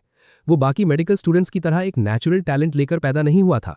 टॉप पोजीशन बनाने के लिए उसको दूसरों से 4 गुना ज्यादा मेहनत करनी पड़ती थी। उसके प्रोफेसर्स गलतफहमी में थे कि वो मेडिसिन का सच्चा आशिक है। जब भी वो उसे देखते थे तो उन्हें लगता था कि वो असली टैलेंट है, पर सच तो ये था कि वो आराम और पूरी आज़ादी चाहता था। इनको ये सब बताना मुश्किल था कि उसने पढ़ाई सिर्फ इसलिए की क्योंकि उसको अमीर बनने का नशा था। ये एक बहुत ही प्यारी गलतफहमी थी जो चल रही थी। दूसरी तरफ ऑफिसर्स उसको जॉब पकड़ने के लिए लगातार दबाव डाल रहे थे। उनका मानना था कि यहाँ एक्स्ट्रा सब्सिडी मिलती है, इसलिए जल्दी चांस मार लेना चाहिए, वरना दूसरे लोग जगह ले लेंगे। लेकिन हीरो का दिमाग पूरी तरह से बिजनेस माइंडसेट पर चल रहा था। उसको जॉब ढूंढने की क्या जल्दी होती जब उसके पास किसी चीज की कमी नहीं थी। उसकी बनाई हुई मेडिसिनल ऑयल की भयंकर डिमांड थी। उसने घर आने से पहले एक बड़ा बैच बनाया था। उसने वो सारा स्टॉक अपने उस अमीर दोस्त को बेचने के लिए दिया था। इन 4 सालों के अंदर उसने $10,000 बचा लिए थे। उस सस्ते जमाने में ये बड़ी रकम किसी तगड़ी ओवरपावर्ड एबिलिटी थी। उस वक्त एक आम आदमी की मंथली सैलरी कुछ डजन डॉलर्स हुआ करती थी। जब एक ऑफिसर ने ईथन को डिस्ट्रैक्टेड देखा तो वो उसको ज्ञान देने लगा। उसने बोला कि कमांडर सारा एक बहुत ही अच्छी लड़की है। उसने सुझाव दिया कि अगर दोनों जवान लोग एक साथ मिलकर रहेंगे तो आगे जिंदगी मजे में गुजरेगी। उसने उसको तुरंत रीजन के हॉस्पिटल में काम शुरू करने के लिए फोर्स किया। ये बातें सुनकर ईथन ने बहुत ही शांति के साथ उन सबको अपना परफेक्ट जवाब दिया। उसने पूछा कि क्या उन्हें लगता है कि उसका परिवार उसे फोर्स करेगा। उसने बताया कि उसके परिवार को उसके कुछ ना करने से कोई एतराज नहीं है। उसकी मां ने खुद उससे लंबा आराम करने के लिए कहा है। ये आखिरी बात सुनकर वहां मौजूद सारे लोगों का हंसी के मारे पूरी तरह से सिस्टम हैंग हो गया अचानक वहां पर। एक ऑफिसर हैरानी से कहता है कि उसके घर वाले कितने अजीब हैं जिन्होंने इस इकलौते भोले लड़के को इतना नाजुक बनाकर पाल रखा है। ऐसे कोमल लड़के को हमेशा के लिए बॉर्डर पर रखना सिर्फ उसकी पेटी बनाने जैसा होगा, क्योंकि मिलिट्री शादी का माहौल बहुत कठोर होता है। फैमिली बिल्डिंग के अंदर उस आलसी किरदार को अकेले घर और बाकी काम संभालने होंगे। अगर वाइफू सारा किसी मिलिट्री मिशन पर जाती है तो 10 दिन या 2 हफ्ते बहुत छोटा वक्त होता है। कभी तो मिशंस पूरा साल ले लेते हैं। अगर बच्चा हुआ तो क्या ये हीरो सारे चोर्स और बच्चा एक साथ हैंडल कर पाएगा? उसका जीरो बफ देखकर लगता है कि वो हार्डशिप बर्दाश्त नहीं कर सकता। इस शादी को फोर्स करना सिर्फ उसका टिकट कटने जैसा होगा वहां। एक औरत बोलती है कि ईथन के ये कोमल हाथ सिर्फ पेन पकड़ने के लिए बने हैं। ये सुनकर उसके अंदर खुशी का एक तगड़ा प्लॉट आर्मर चमक उठता है। उसको अपना बचाव करने का परफेक्ट चांस मिल चुका था। अगर वो बोल दे कि उसे कोई काम नहीं आता तो सब उसको बेकार समझेंगे और इससे सारा का डिवोर्स वाला इरादा और भी पूरी तरह स्ट्रांग हो जाएगा। ये ओवरपावर्ड आइडिया सोचकर उसने सबको सच्चाई बतानी शुरू कर दी। उसने बोला कि बचपन से उसके परिवार ने उससे छोटा काम तक नहीं करने दिया। झाड़ू मारने पर उसकी बहनों को डांट पड़ती थी। कॉलेज में उसने किराए का घर लिया और काम के लिए पड़ोसी रख लिया था। पिछली दुनिया में स्मार्ट होम्स थे तो वो बेवकूफ़ी वाला मैनुअल लेबर क्यों करता। ये क्रिंज कन्फेशन सुनकर दारू पीने वालों का सिस्टम हैंग हो गया और वो शांत हो गए। एक आदमी बोला कि अगर 3 पीढ़ियों का किसान बैकग्राउंड ना होता तो लगता कि ये किसी कैपिटलिस्ट अमीर घराने का सबसे बिगड़ा हुआ लाडला शहजादा है। अब सारी औरतों ने सारा को अलग नजरों से देखना शुरू कर दिया था दावत में। बेचारी लड़की का पहला पति धोखेबाज निकला और नया वाला बिना एबिलिटी का निठल्ला लाडला निकल गया।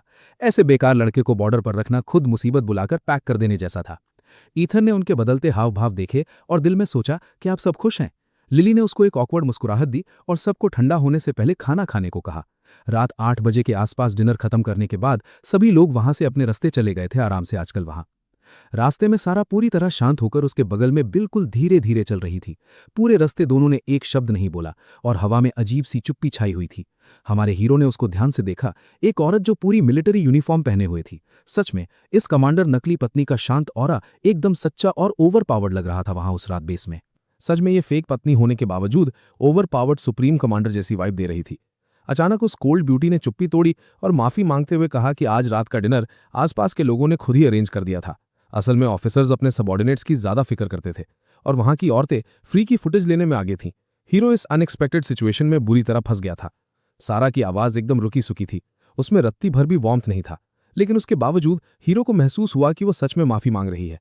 हीरो को उम्मीद नहीं थी कि ऐसी घमंडी औरा वाली औरत उससे माफी मांगेगी। हीरो ने तुरंत सिचुएशन संभालते हुए कहा कि उसे उन औरतों का इरादा समझ आ रहा है। उन्हें इन दोनों के फेक रिलेशन का कुछ नहीं पता था। वो बस मदद करना चाहती थीं। खैर, हीरो ने बात खत्म करते हुए कहा कि ये कोई प्रॉब्लम नहीं है और उसने डिनर पर अच्छा वक्त बिताया। सारा को समझ नहीं आ रहा था कि इस बेकार माहौल में हीरो को क्या अच्छा लग गया।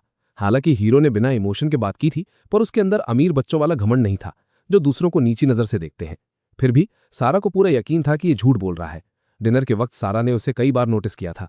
हीरो ने सब्जियां शौक से खाई थीं, लेकिन आटे की रोटियों और स्टीम्ड बंस को छुआ तक नहीं था। पिछले दिनों से सारा जो खाना ला रही थी, हीरो कभी उसको इसीलिए नहीं छोड़ता था क्योंकि उसका पेट भर गया हो, बल्कि वो खाना उसके टेस्ट के हिसाब से बेकार होता था। लेकिन उसने शिकायत नहीं की थी। वो चुपचाप खाना खा लेता था बिना गुस्सा दिखाए। सारा अपने दिमाग में थ्योरी बना रही थी कि हीरो जरूर उसकी फीलिंग्स की परवाह कर रहा है। भाई, लड़कियां भी ना बिना बात के ओवरथिंक करके सामने वाले को एक्स्ट्रा बफ दे देती है। सारा को इस यूजलेस हीरो में काफी अच्छाइयां नजर आने लगी थीं। कुछ देर बाद सारा ने हीरो को ऑर्डर दिया कि वो अपने डॉम वापस चला जाए और वो किसी को भेजकर उसके कपड़े वहां मंगवा लेगी। फिर उसने कहा कि वो हीरो के कमरे का स्टोव जला देगी। उसने हीरो को वार्निंग दी कि उसे वक्त पर कोयले वाले ब्रिकेट्स बदलते रहना होगा ताकि आग बुझने ना पाए। उसने शक करते हुए पूछा कि क्या हीरो को आग जलाना आता भी है। हीरो थोड़ा ईगो पर ले गया। उसने मन में सोचा कि अगर वो सिंपल सा स्टोव चलाना और ब्रिकेट्स बदलना भी नहीं जानता तो सारा सच में उसे नूब समझ रही थी। हीरो ने मुस्कुराकर कॉन्फिडेंस से जवाब दिया कि हाँ, उसे ये सब आता है। उसने मजाक वाले टोन में कहा कि कमांडर, सारा जरूर मजाक कर रही है। क्या ये काम एक 3 साल का बच्चा नहीं कर सकता? हीरो का ये ओवर कॉन्फिडेंस देखकर सारा के चेहरे पर एक रेयर मुस्कुराहट आ गई। सारा ने कहा कि वो उसके कपड़े बदलने में मदद करेगी और गंदे कपड़े उसे खुद धोने पड़ेंगे। अगर उससे ये बोझ नहीं उठाया जा रहा तो वो किसी पड़ोसन को बुला लेगी। हीरो की ईगो हर्ट हो गई। उसने तुरंत मना कर दिया और बोला कि उसे किसी की हेल्प नहीं चाहिए, वो अपने कपड़े खुद धो लेगा। हीरो की सेल्फ रिस्पेक्ट बाकी थी और कपड़े धोना कोई डार्क सोल्स का बॉस फाइट नहीं था। बस कपड़ों को टब में डालो, पानी में भिगो, साबुन से रगड़ो और सूखने लटका दो। बिल्कुल ईजी ट्यूटोरियल मिशन की तरह। हीरो वापस अपने अपार्टमेंट बिल्डिंग की तरफ निकल पड़ा। वो जहां भी जाता लोग उसे ऐसे घूरते जैसे वो कोई एलियन हो। उन लोगों की जासूसी वाली नजरें हीरो की स्किन पर इरिटेशन पैदा कर रही थीं। हीरो सीधा नीचे कम्युनल शावर एरिया में चला गया। आधे घंटे बाद हीरो धुले हुए कपड़े लेकर वापस लौटा। जैसे ही वो 3rd फ्लोर पर पहुंचा, उसने देखा कि दरवाजे के ठीक बाहर सारा उसके बिखरे बिस्तर और क्विल्ट को ठीक कर रही थी। हीरो पूरी तरह से स्टन रह गया। वो बिना बोले अंदर गया और धुले कपड़े लटकाए। फिर बाहर आकर दरवाजे पर खड़े होकर सारा की इस हरकत को नोटिस करने लगा। ये औरत हमेशा बिना डिमांड के दूसरों का ख्याल रखती थी। इसी दौरान 3rd फ्लोर के हॉल में कुछ फ्री बैठे पड़ोसी और आंटियां इकट्ठे हो चुके थे। इन एनपीसीज का काम ही दूसरों के मामले में टांग अड़ाना था। एक औरत ने ताना मारा कि कमांडर सारा कितनी महान है, क्योंकि ये लड़का तो एक अमीर कैपिटलिस्ट जेंटलमैन है जिसका काम सिर्फ पेन पकड़ना है। ऐसे नाजुक इंसान से ऐसी फिजिकल मेहनत कैसे करवाई जा सकती है? तभी दूसरी औरत जेन हीरो के डिफेंस में कूद पड़ी। उसने कहा कि ऐसी बकवास मत करो। मार्क एक मेहनती किसान बैकग्राउंड का लड़ता है। वो पढ़ाई में बिजी रहता है, तुम्हारे निकम्मे बेटे टॉमी की तरह नहीं जो हर एग्जाम में आखिरी आता है। पहली औरत बोली कि इसने कपड़े धोते वक्त पैंट बुरी तरह खराब कर ली होगी। जेन ने रोस्ट करते हुए बोला कि अगर तुझे अपने फेल होने वाले बेटे टॉमी की इतनी परवाह है तो उस बुढ़ी औरत को अपने घर रख ले। जेन ने एक्सपोज करते हुए कहा कि गांव जानता है कि टॉमी पूरा दिन मुर्गियों के पीछे भागता है, फेल होने पर तूने स्कूल के बाहर उसे पीटा। उन्हें लोगों के हंसने का डर नहीं था। ये दोनों औरतें इतने करीब आईं कि लग रहा था अभी WWE फाइट शुरू हो जाएगी। हीरो ये क्रिंज ड्रामा देखकर हैरान था। उसने सोचा इस उम्र में लड़ाई से क्या मिलता है। हीरो ने मन में रोस्ट किया कि चुपचाप घर जाओ और सो जाओ। सारा पर इसका असर नहीं था। उसने इन आंटियों की बातें सुनी ही नहीं। उसने शांति से हीरो को ब्रिकेट्स बदलना याद दिलाया और चली गई। हीरो ने तसल्ली दी कि शुक्र है ये टेम्पररी सेटअप है। उसने अंदर आकर दरवाजा बंद किया और सीधा बिस्तर पर छलांग लगा दी। अगले दिन सुबह हीरो की आंख भयंकर शोर से खुल गई। बाहर से चीजों के टकराने की आवाजें आ रही थी। अचानक दरवाजे पर दस्तक हुई। हीरो ने आधी बंद आंखों से दरवाजा खोला तो देखा मिलिट्री यूनिफॉर्म में सारा नाश्ता लेकर खड़ी थी। हीरो ने बेहोशी में कहा कि अंदर आओ और वापस बेड पर गिर पड़ा। सारा अंदर आई तो देखा सूटकेस खुला पड़ा था और कपड़े बिखरे थे। हीरो की स्लीपर्स फर्श पर उल्टी सीधी पड़ी थी। सारा ने चुपचाप उन्हें उठाया और बेड के पास रखा। वो दरवाजे पर खड़ी उस आलसी इंसान को गौर से ही देख रही थी कि सोते वक्त अपना दरवाजा तक खुला छोड़ दिया था। बाहर कमांडर सारा सच में फिक्र से परेशान खड़ी थी। उसने टेबल पर खाना छोड़ दिया, ये सोचकर कि जब ये महाराज नींद से उठेंगे तो अपना खाना खुद गर्म करके खा लेंगे या दोपहर तक इंतजार करेंगे जब वो फ्रेश लंच लाएगी। उस खाली घर में सारा की आवाज काफी शार्प लग रही थी, पर हीरो ने कोई रिस्पॉन्स नहीं दिया क्योंकि इसका सिस्टम हैंग पड़ा था। सारा ने अपना सर पकड़ लिया, सोचने लगी कि ऐसे सोते हुए इंसान से बहस करने का आखिर क्या ही फायदा है। जाने से पहले वो थोड़ी देर रुकी और चुपचाप कोयले की अंगीठी चेंज कर दी ताकि इसे सर्दी ना लगे। ऐसी एक्सट्रीम केयर देखकर लगता है कि इसका प्लॉट आर्मर बहुत हैवी है। बाहर पड़ोस की औरतें अलग ही लेवल की गॉसिप कर रही थीं। एक औरत ने बताया कि उसने बच्चों को जल्दी स्कूल भेज दिया ताकि आराम से इनकी बातें कर सके। पता चलता है ये लड़का गांव से है, पर यूनिवर्सिटी आते ही इसके परिवार ने रेंट पर मस्त घर और मेड रख दी। दूसरी औरत ताना मारती है कि तभी ये एक छोटे कैपिटलिस्ट मास्टर की तरह नखरे दिखाता है जिसकी स्किन बच्ची जैसी सॉफ्ट है। नैनी बहुत एक्सपेंसिव होती है, पर इसके घर वालों को पता था कि ये कुछ नहीं कर सकता। घर में बाकी सब बड़ी बहनें हैं और ये अकेला लड़का है। ऊपर से यूनिवर्सिटी में पढ़ता है, इसीलिए इसे कंप्लीटली ओवरपावर्ड तरीके से पैम्पर किया जाता है। गॉसिप और आगे बढ़ती है कि यही वजह है कि सारा इसे रोज खाना देने आती है। सब जानते हैं कि ये लड़का कुकिंग में एकदम जीरो है। अगर बाहर से खाना ना मिले तो भूख से ही इसका टिकट कट जाएगा, आसानी से पेटी बना दी जाएगी। एक औरत हंसती हुई बोलती है कि कल रात इस नवाब को लॉन्ड्री के पास कपड़े धोते देखा था। दूसरी औरत तुरंत इस क्रिंज मोमेंट को रोस्ट करती है, बोलती है कि वो कपड़े धोना बिल्कुल नहीं था। इस नमूने ने इतना सारा डिटर्जेंट डाल दिया कि सिर्फ झाग बन गया और बिना ठीक से धोए कपड़े बाहर निकाल लिए। यहां पर कोई नैनी नहीं है तो मजबूरी में खुद हाथ पैर मार रहा है। पड़ोसियों ने यहां तक फाइनल फैसला सुना दिया कि इन दोनों का डिवोर्स हो जाना चाहिए। औरतें कंप्लेन करती हैं कि आम गांव के बच्चे 5-6 साल में खेत में फिजिकल काम करने लगते हैं, पर यह महान आत्मा दूसरों पर बोझ बना है। इसके हाथ देखकर साफ लगता है कि ये किसी राइटर के हाथ है। एक औरत बोली कि लड़का बहुत हैंडसम है, पर दूसरी ने काउंटर अटैक किया कि उस शक्ल का अचार डालेंगे जब इसे कोई ढंग की एबिलिटी ही नहीं आती। वो तो चाहते थे कि डिवोर्स हो जाए क्योंकि सारा 15 दिन तक मिशन पर बाहर रहती है और वापस आकर सिर्फ शराब पीती है। जबकि बाहर ये हैवी रोस्टिंग चल रही थी, अंदर अपना हीरो आराम से सो रहा था। आखिर 11 बजे इसकी नींद खुलती है। आलस में अपना वॉश बेसिन उठाकर ये सीधा लॉन्ड्री एरिया जाता है। रास्ते में सब घूर रहे थे, पर इस बेवकूफ को कुछ समझ नहीं आया और ये सबको स्माइल दे रहा था। इसे लग रहा था कि शुक्र है ये एंटी सोशल नहीं है, वरना इन बुरी स्टेयर्स को झेलना बहुत मुश्किल हो जाता। रूम वापस आकर ब्रेकफास्ट देखकर इसका दिमाग थोड़ा प्रोसेस करता है। ये जोर से अपना सर पीट लेता है कि इसने सुबह सारा को दरवाजे पर ही अकेला छोड़ दिया था। अगर सामने खाना ना होता तो ये इस इंसिडेंट को कंप्लीटली भूल चुका होता। लंच बॉक्स खोलने पर अंदर दलिया, थोड़ा अचार और स्टीम्ड बन्स मिलते हैं। बन्स देखकर इसका रोना निकल आता है क्योंकि पिछले 3 दिन से सिर्फ कार्ब्स खाने को मिल रहे थे। इसे डर लगने लगा कि अगर ऐसे ही खाता रहा तो एक दिन खुद भी एक बन बन जाएगा। भूख तो लगी थी, पर इसके मुंह का टेस्ट पूरी तरह खराब हो चुका था। थोड़ी ओवरथिंकिंग के बाद इसने खाने का आइडिया हमेशा के लिए ड्रॉप कर दिया। उस दिन लग रहा था कि सारा बहुत बिजी है क्योंकि वो दोपहर या शाम को वापस नहीं आई। हीरो ने सोचा खाना मिले तो ठीक, नहीं तो भी कोई इशू नहीं। वैसे भी ये मुफ्त की रोटियां तोड़ रहा था। दोपहर में इसने अपना ब्रेकफास्ट पानी में गर्म करके थोड़ा बहुत खा लिया और फिर दीवारों को घूरता रहा। इसके पास करने को बिल्कुल कुछ नहीं था, ना फोन, ना टीवी, ना दोस्त और ना ही कोई किताबें। इस नई दुनिया में टेलीपोर्ट होने के बावजूद इसकी लाइफ इतनी बोरिंग चल रही थी कि ये अपनी एग्जिस्टेंस पर सवाल उठा रहा था। पूरा दिन कमरे में बंद रहा, थक जाता तो लेट जाता, प्यास लगती तो पानी पीता और नींद आती तो सो जाता। असली ट्विस्ट तब आया जब आधी रात हो चुकी थी। हाफ स्लीव स्टेट में अचानक एक आदमी के जोर से चिल्लाने और किसी औरत के रोने की आवाजें आने लगीं। शुरू में तो इसे लगा कि कोई बुरा सपना चल रहा है, पर वो आवाज रुकी नहीं। आखिर इसमें तंग आकर उठकर दरवाजा खोला। तीसरी मंजिल के हॉलवे में पूरा मेला लगा हुआ था और सभी लोग इकट्ठा होकर बड़े आराम से तमाशा देख रहे थे। एक पड़ोसी ने बड़ी एक्साइटमेंट के साथ पूछा कि क्या उसकी नींद भी खराब हो गई। उसने बताया कि ये कलेश कैप्टन मिलर और उसकी गुस्से वाली बीवी लिंडा का है। लिंडा अभी हाल ही में रिमोट गांव से आई थी आर्मी लाइफ ज्वाइन करने, और इसका गुस्सा हमेशा हाईएस्ट ईयर पर रहता है। वो हमेशा मिलर के साथ फाइट करने का कोई ना कोई नया बहाना ढूंढती रहती है। हीरो चुपचाप अपना हाथ जैकेट की पॉकेट में डालकर दिन में मिली एक पिन को टच कर रहा था। बाकी लोग पॉपकॉर्न मोड में थे। तभी लिंडा ने गुस्से में रोते हुए बच्चों को दरवाजे से बाहर धक्का दिया और पीछे मुड़कर मिलर को बुरी तरह इंसल्ट करना शुरू कर दिया। मिलर सफाई देने लगा कि उसने तो सिर्फ एक अनजान औरत को रास्ता बताया था और ऐसी छोटी बात पर इतना हेवी ड्रामा करके उसे शर्म आनी चाहिए। लेकिन ये वर्ड लिंडा का सबसे बड़ा ट्रिगर पॉइंट बन गया। वो औरत आग बबूला होकर उसके ऊपर सीधा अटैक करने के लिए झपटी। मिलर के चेहरे पर स्टिंग फील हुआ और उसने बचने की कोशिश की। लिंडा चिल्लाई कि वो उसे दूसरी औरत के चक्कर में मार रहा है। आज उसके साथ इतना हंस रहा था और अब बोलता है कि वो उसे शर्मिंदा कर रही है। उसने डायरेक्ट पाउंस किया, हाथ पैर चलाते हुए स्विंग्स मारना शुरू कर दिए। मिलर का टेम्पर भी आउट हो गया। दोनों सीधा अंदर घुसकर लड़ने लगे। सभी लोग शॉक्ड थे। उन्हें अलग करने की कोशिश हुई, पर सबने उस गांव की औरत को अंडर एस्टिमेट किया था। किसी के पास इतनी पावर नहीं थी कि उसे हिला सके। किसी के पास इतनी फिजिकल पावर नहीं थी कि उस गांव की औरत को पीछे खींच सके। पूरी जगह पर अजीब सा क्योस फैला हुआ था। दरवाजे के पास एक पड़ोसी स्टीवन खड़ा था, जिसने उन बच्चों को पकड़ कर रखा था। बच्चों की रोने की आवाज लगातार तेज होती जा रही थी। ये शोर इतना ज्यादा था कि लग रहा था जैसे अपने हीरो आर्थर का दिमाग ही फट जाएगा। ऊपर से वो औरत लिंडा हद से ज्यादा गुस्से में थी। उसकी आंखें पूरी तरह से लाल हो चुकी थीं। किसी भी वक्त उसका बीपी आसमान छूने लगता। बिना एक भी सेकंड बर्बाद किए इस ओवरपावर्ड हीरो ने अपनी पॉकेट से वो छोटी सी पिन निकाल ली जो उसने दिन में उठाई थी। अपने आलस को थोड़ा साइड करके वो आगे बढ़ा।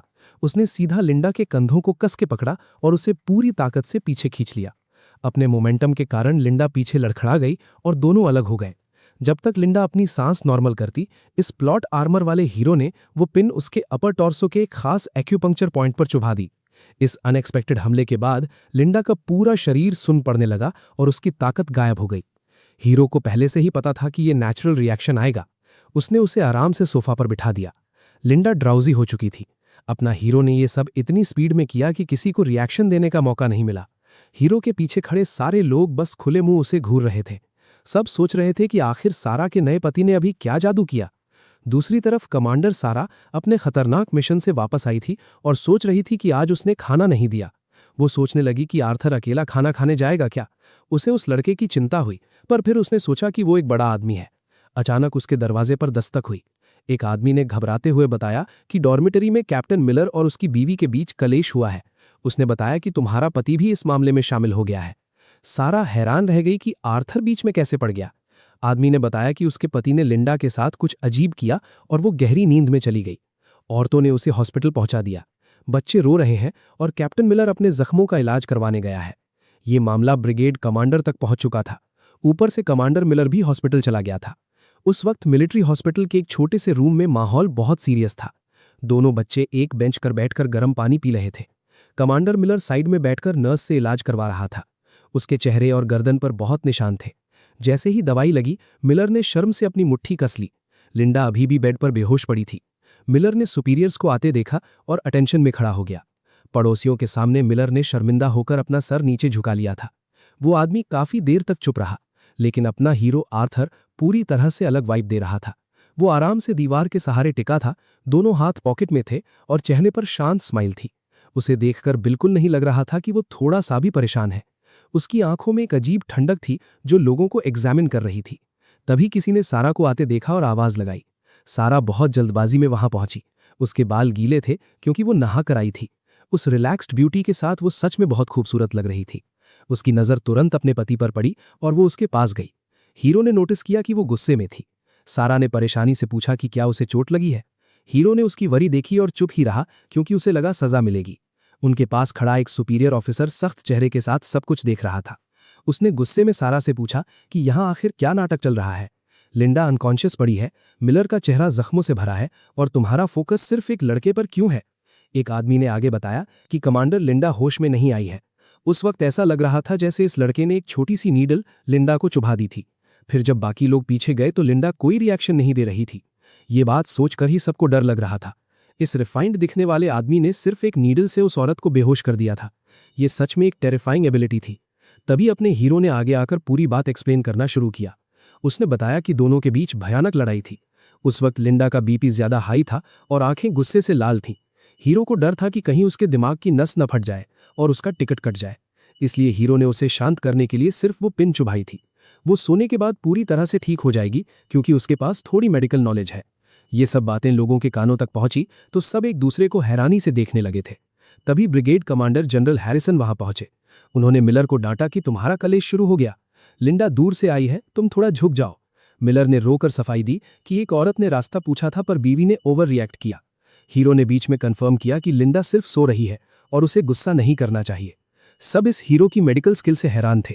उसने हल्के से खांसा और बताया कि उसने 3 साल की उम्र में ही मेडिसिन पढ़नी शुरू कर दी थी। 3 साल का बच्चा जब ठीक से बोलना तक नहीं सीखता, ये महान बंदा एडवांस मेडिसिन पढ़ रहा था। ये आखिर किस लेवल का हैवी प्लॉट आर्मर है भाई? एकदम आउट ऑफ सिलेबस वाला लॉजिक। इतने छोटे और मामूली से केस को थोड़ी सी सावधानी से वो भला कैसे सॉल्व नहीं करता? पर वहां खड़े लोगों का अजीब ओवर रिएक्शन देखकर मार्कस को अंदर ही अंदर काफी दुख महसूस हो रहा था। खैर, अब जबकि वहां कोई बड़ी समस्या बाकी नहीं बची थी तो मार्कस ने वहां खड़े सब लोगों से पूछा कि क्या आप सब लोग यहां से जा सकते हैं? ऐसा लग रहा था कि अब वहां रुकने का कोई और ठोस कारण नहीं बचा था। उसने सबको तुरंत अपने अपने घर निकलने का इशारा कर दिया। जब हमारा एमसी उस अस्पताल से बाहर निकला तो रात काफी गहरी हो चुकी थी। सुबह के लगभग 2 बज रहे थे। ठंडी हवा और तेज बारिश के कारण वो बुरी तरह कांप रहा था। उसने उस वक्त सिर्फ अपने पजामा का एक पतला टॉप पहना हुआ था और बारिश में अपनी बाहों को रगड़ रहा था। तभी अचानक कमांडर सोफी ने अपने हाथ में रखी एक भारी मिलिट्री जैकेट मार्कस की तरफ बढ़ा दी। मार्कस एक पल के लिए तो पूरी तरह दंग रह गया। वो सीधा सोचने लगा कि आधी रात को ये कोट आया कहां से।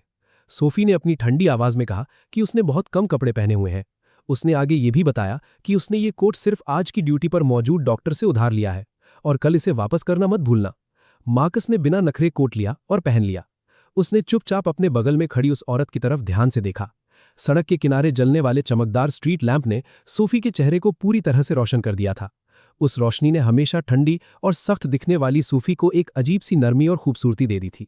मार्कस ने अपने मन में सोचा, शुक्रिया, उसकी बस एक कन्वीनियंस की पत्नी। असल में इन दोनों का रिश्ता एक अजीब सा समझौता ही था। बैरिक्स से लेकर इन्फर्मरी तक और वहां से फैमिली हाउसिंग तक अभी भी लंबा रास्ता तय करना बाकी था। क्योंकि ये सारी घटनाएं आधी रात को घटी थीं, इसीलिए ये स्पष्ट था कि उनके पास सोने वाले कपड़े नहीं थे। रास्ते में चलते हुए सोफी ने अचानक आवाज लगाई और पूछा, मार्कस, चलो थोड़ी देर आपस में बात करते हैं। मार्कस ने तुरंत हामी भरी और पूछा कि क्या बात है। सोफी के मन में सवाल घूम रहा था। उसने पूछा कि वो तो वेस्टर्न मेडिसिन का डॉक्टर है ना, फिर ऐसा कैसे है कि उसको मानव शरीर के एक्यूपंक्चर पॉइंट्स की इतनी जानकारी है? मार्कस ने बोला कि उसने 3 साल की उम्र में मेडिसिन पढ़ना शुरू किया। सोफी ने थोड़ा चकित होते हुए कहा कि उसने ऐसी उम्मीद नहीं की थी कि मार्कस इतना स्किल्ड निकलेगा। बात को बदलते हुए उसने सोफी को चेतावनी दी कि अगली बार पूरी तरह से होश में आए बिना ऐसे दरवाजा मत खोलना। मार्कस मुस्कुराते हुए जवाब दिया कि वो तो बस इसलिए था क्योंकि उसको पता था कि ये एक सुरक्षित मिलिट्री जोन है, यहाँ कोई खतरा नहीं है और वहां सूफी के अलावा कोई और उसको आधी रात में ढूंढने नहीं आएगा। उसने सूफी को आश्वासन दिया कि चिंता मत करो, ऐसा दोबारा कभी नहीं होगा। असल में उस वक्त मार्कस पूरी तरह से नींद में था। उसको लगा कि वो अपने घर पर है और उसने बिना सोचे दरवाजा खोल दिया था। सोफी ने धीरे से कहा कि वो बात समझ गई है। फिर अचानक उस माहौल में एक अलग ही टेंशन आ गई। सोफी ने अचानक रुककर पूछा, तो मार्कस, वो आखिर उसके बारे में क्या सोचता है? सोफी का ये सवाल सुनकर मार्कस की धड़कन तेज हो गई। सड़क के उस लैंप ने सोफी की परछाई को लंबा कर दिया था और वो प्यारी लग रही थी। मार्कस ने घबराहट में जवाब दिया। उसने पूरी ईमानदारी से कहा कि वो एक बहुत अच्छी इंसान है, वो एक बेहतरीन रेजिमेंट कमांडर है और एक बहुत अच्छी कॉमरेड भी। भाइयों, जैसे ही मार्कस ने ये बोला उसको पछतावा हुआ। रोमांस का पूरा सिस्टम हैंग कर दिया इसने। आगे मार्कस ने कहा कि वो कठोर माहौल बर्दाश्त नहीं करता और कैपिटल वापस जाना चाहता है। सोफी ने बड़ी ठंडक से जवाब दिया कि उसको सब पता है। उसने पहले ही डिवोर्स पेपर्स आगे बढ़ा दिए हैं और कुछ ही दिनों में वो ऑफिशियली अप्रूव हो जाएंगे। ये सुनकर हीरो को थोड़ी रिलीफ तो मिली, पर साथ ही उसके दिल में एक अजीब सा खालीपन आने लगा। रात के 12 बज चुके थे जब हीरो वापस अपनी फैमिली बिल्डिंग के पास पहुंचा। जैसे ही वो दरवाजा खोलने वाला था, पीछे से सोफी ने उसको आवाज लगाई। उसने बड़ी सॉफ्ट टोन में मार्कस को आज की इंसिडेंट के लिए थैंक्स बोला। सोफी को पता था कि अगर आज मार्कस अपनी मेडिकल एबिलिटी का यूज नहीं करता तो ऑफिसर मिलर और उसकी बीवी का कलेश बहुत ही बुरे लेवल पर चला जाता। पर अपना हीरो यहां भी ओवर एक्टिंग करने से बाज नहीं आया। उसने कैजुअली हाथ हिलाते हुए कहा कि उसने कुछ खास नहीं किया, वो एक डॉक्टर है और किसी को मुसीबत में देखकर ऐसे ही इग्नोर नहीं कर सकता। एक फेक स्माइल देकर वो दरवाजा पुश करके अंदर चला गया, लेकिन बिस्तर पर लेटने के बाद इसकी आंखों से नींद पूरी तरह गायब हो चुकी थी। वो बस करवटें बदल रहा था। मिलर की बीवी का किस्सा अभी भी उसके दिमाग में घूम रहा था। तभी अचानक उसके अंदर के मेमोरीज ट्रिगर हुए। उसको याद आया वो ओरिजिनल मार्कस वाइट जिसने सोफी से शादी की थी, वो बेवकूफ़ इंसान जिसने एक यंग स्टूडेंट लड़की के चक्कर में अपनी जिंदगी का टिकट कटवा लिया था। असल में उस ओरिजिनल मार्कस को बहुत ही बुरी तरह मैनिपुलेट किया गया था। उस यंग स्टूडेंट ने बड़ी चालाकी से उस बेवकूफ़ मार्कस को अपने जाल में फंसाया था। वो लड़की बाद में जिंदा बचा ली गई थी, पर हीरो उस चेहरे को कभी नहीं भूल पाया। ये कोई छोटा मोटा उधार नहीं था जिसको बिना चुकाए छोड़ दिया जाए। किसी की मिलिट्री शादी को बर्बाद करना लॉ के हिसाब से एक बहुत बड़ा क्राइम था। उस लड़की ने सिर्फ पुराने मार्कस की ही पेटी नहीं बनाई थी, बल्कि उसने सोफी की रेप्यूटेशन और उसके ब्राइट फ्यूचर को भी पूरी तरह से तबाह करने की कोशिश की थी। अब नए मार्कस ने कसम खा ली थी कि वो उस लड़की को शांति से जीने नहीं देगा। सिर्फ जेल में डालना उसके लिए काफी नहीं था, उसको प्रॉपर सजा मिलनी जरूरी थी। अगली सुबह हीरो की लाइफ में पहली बार ऐसा हुआ कि वो देर तक नहीं सोया। वो सीधा उठा और कैप्टन के पास पहुंच गया। उसने कैप्टन के सामने सारी सच्चाई खोलकर रख दी। हीरो ने पूरे कॉन्फिडेंस के साथ बताया कि उस चालाक स्टूडेंट ने शुरुआत से ही पुराने मार्कस को जानबूझकर सिड्यूस किया था। उसने उसका सारा पैसा लूट लिया और आखिर में उसको इतना परेशान कर दिया कि उसने खुद ही अपना सिस्टम हैंग कर लिया। वो लड़की गांव की मुश्किल लाइफ को बिल्कुल झेल नहीं सकती थी। उसको बस एक लॉन्ग टर्म फाइनेंशियल सपोर्ट चाहिए था, यानी एक जिंदा एटीएम। पुराना मार्कस इतना ज्यादा नाइव और सीधा था कि उस औरत ने उसको जैसे चाहा वैसे यूज किया। हीरो ने कैप्टन को बोला कि भले ही पुराने मार्कस का चैप्टर क्लोज हो गया हो, पर उस औरत को एक मिलिट्री मैरिज बर्बाद करने की ऐसी भयानक सजा मिलनी चाहिए कि उसकी आने वाली जनरेशन भी याद रखे। कैप्टन ने बिना टाइम वेस्ट किए तुरंत उस पुराने केस को दोबारा ओपन करने का ऑर्डर पास कर दिया। इन्वेस्टिगेशन शुरू हुई तो एक नया ही ट्विस्ट सामने आया। पता चला कि वो औरत जेल के अंदर भी शांति से नहीं बैठी थी।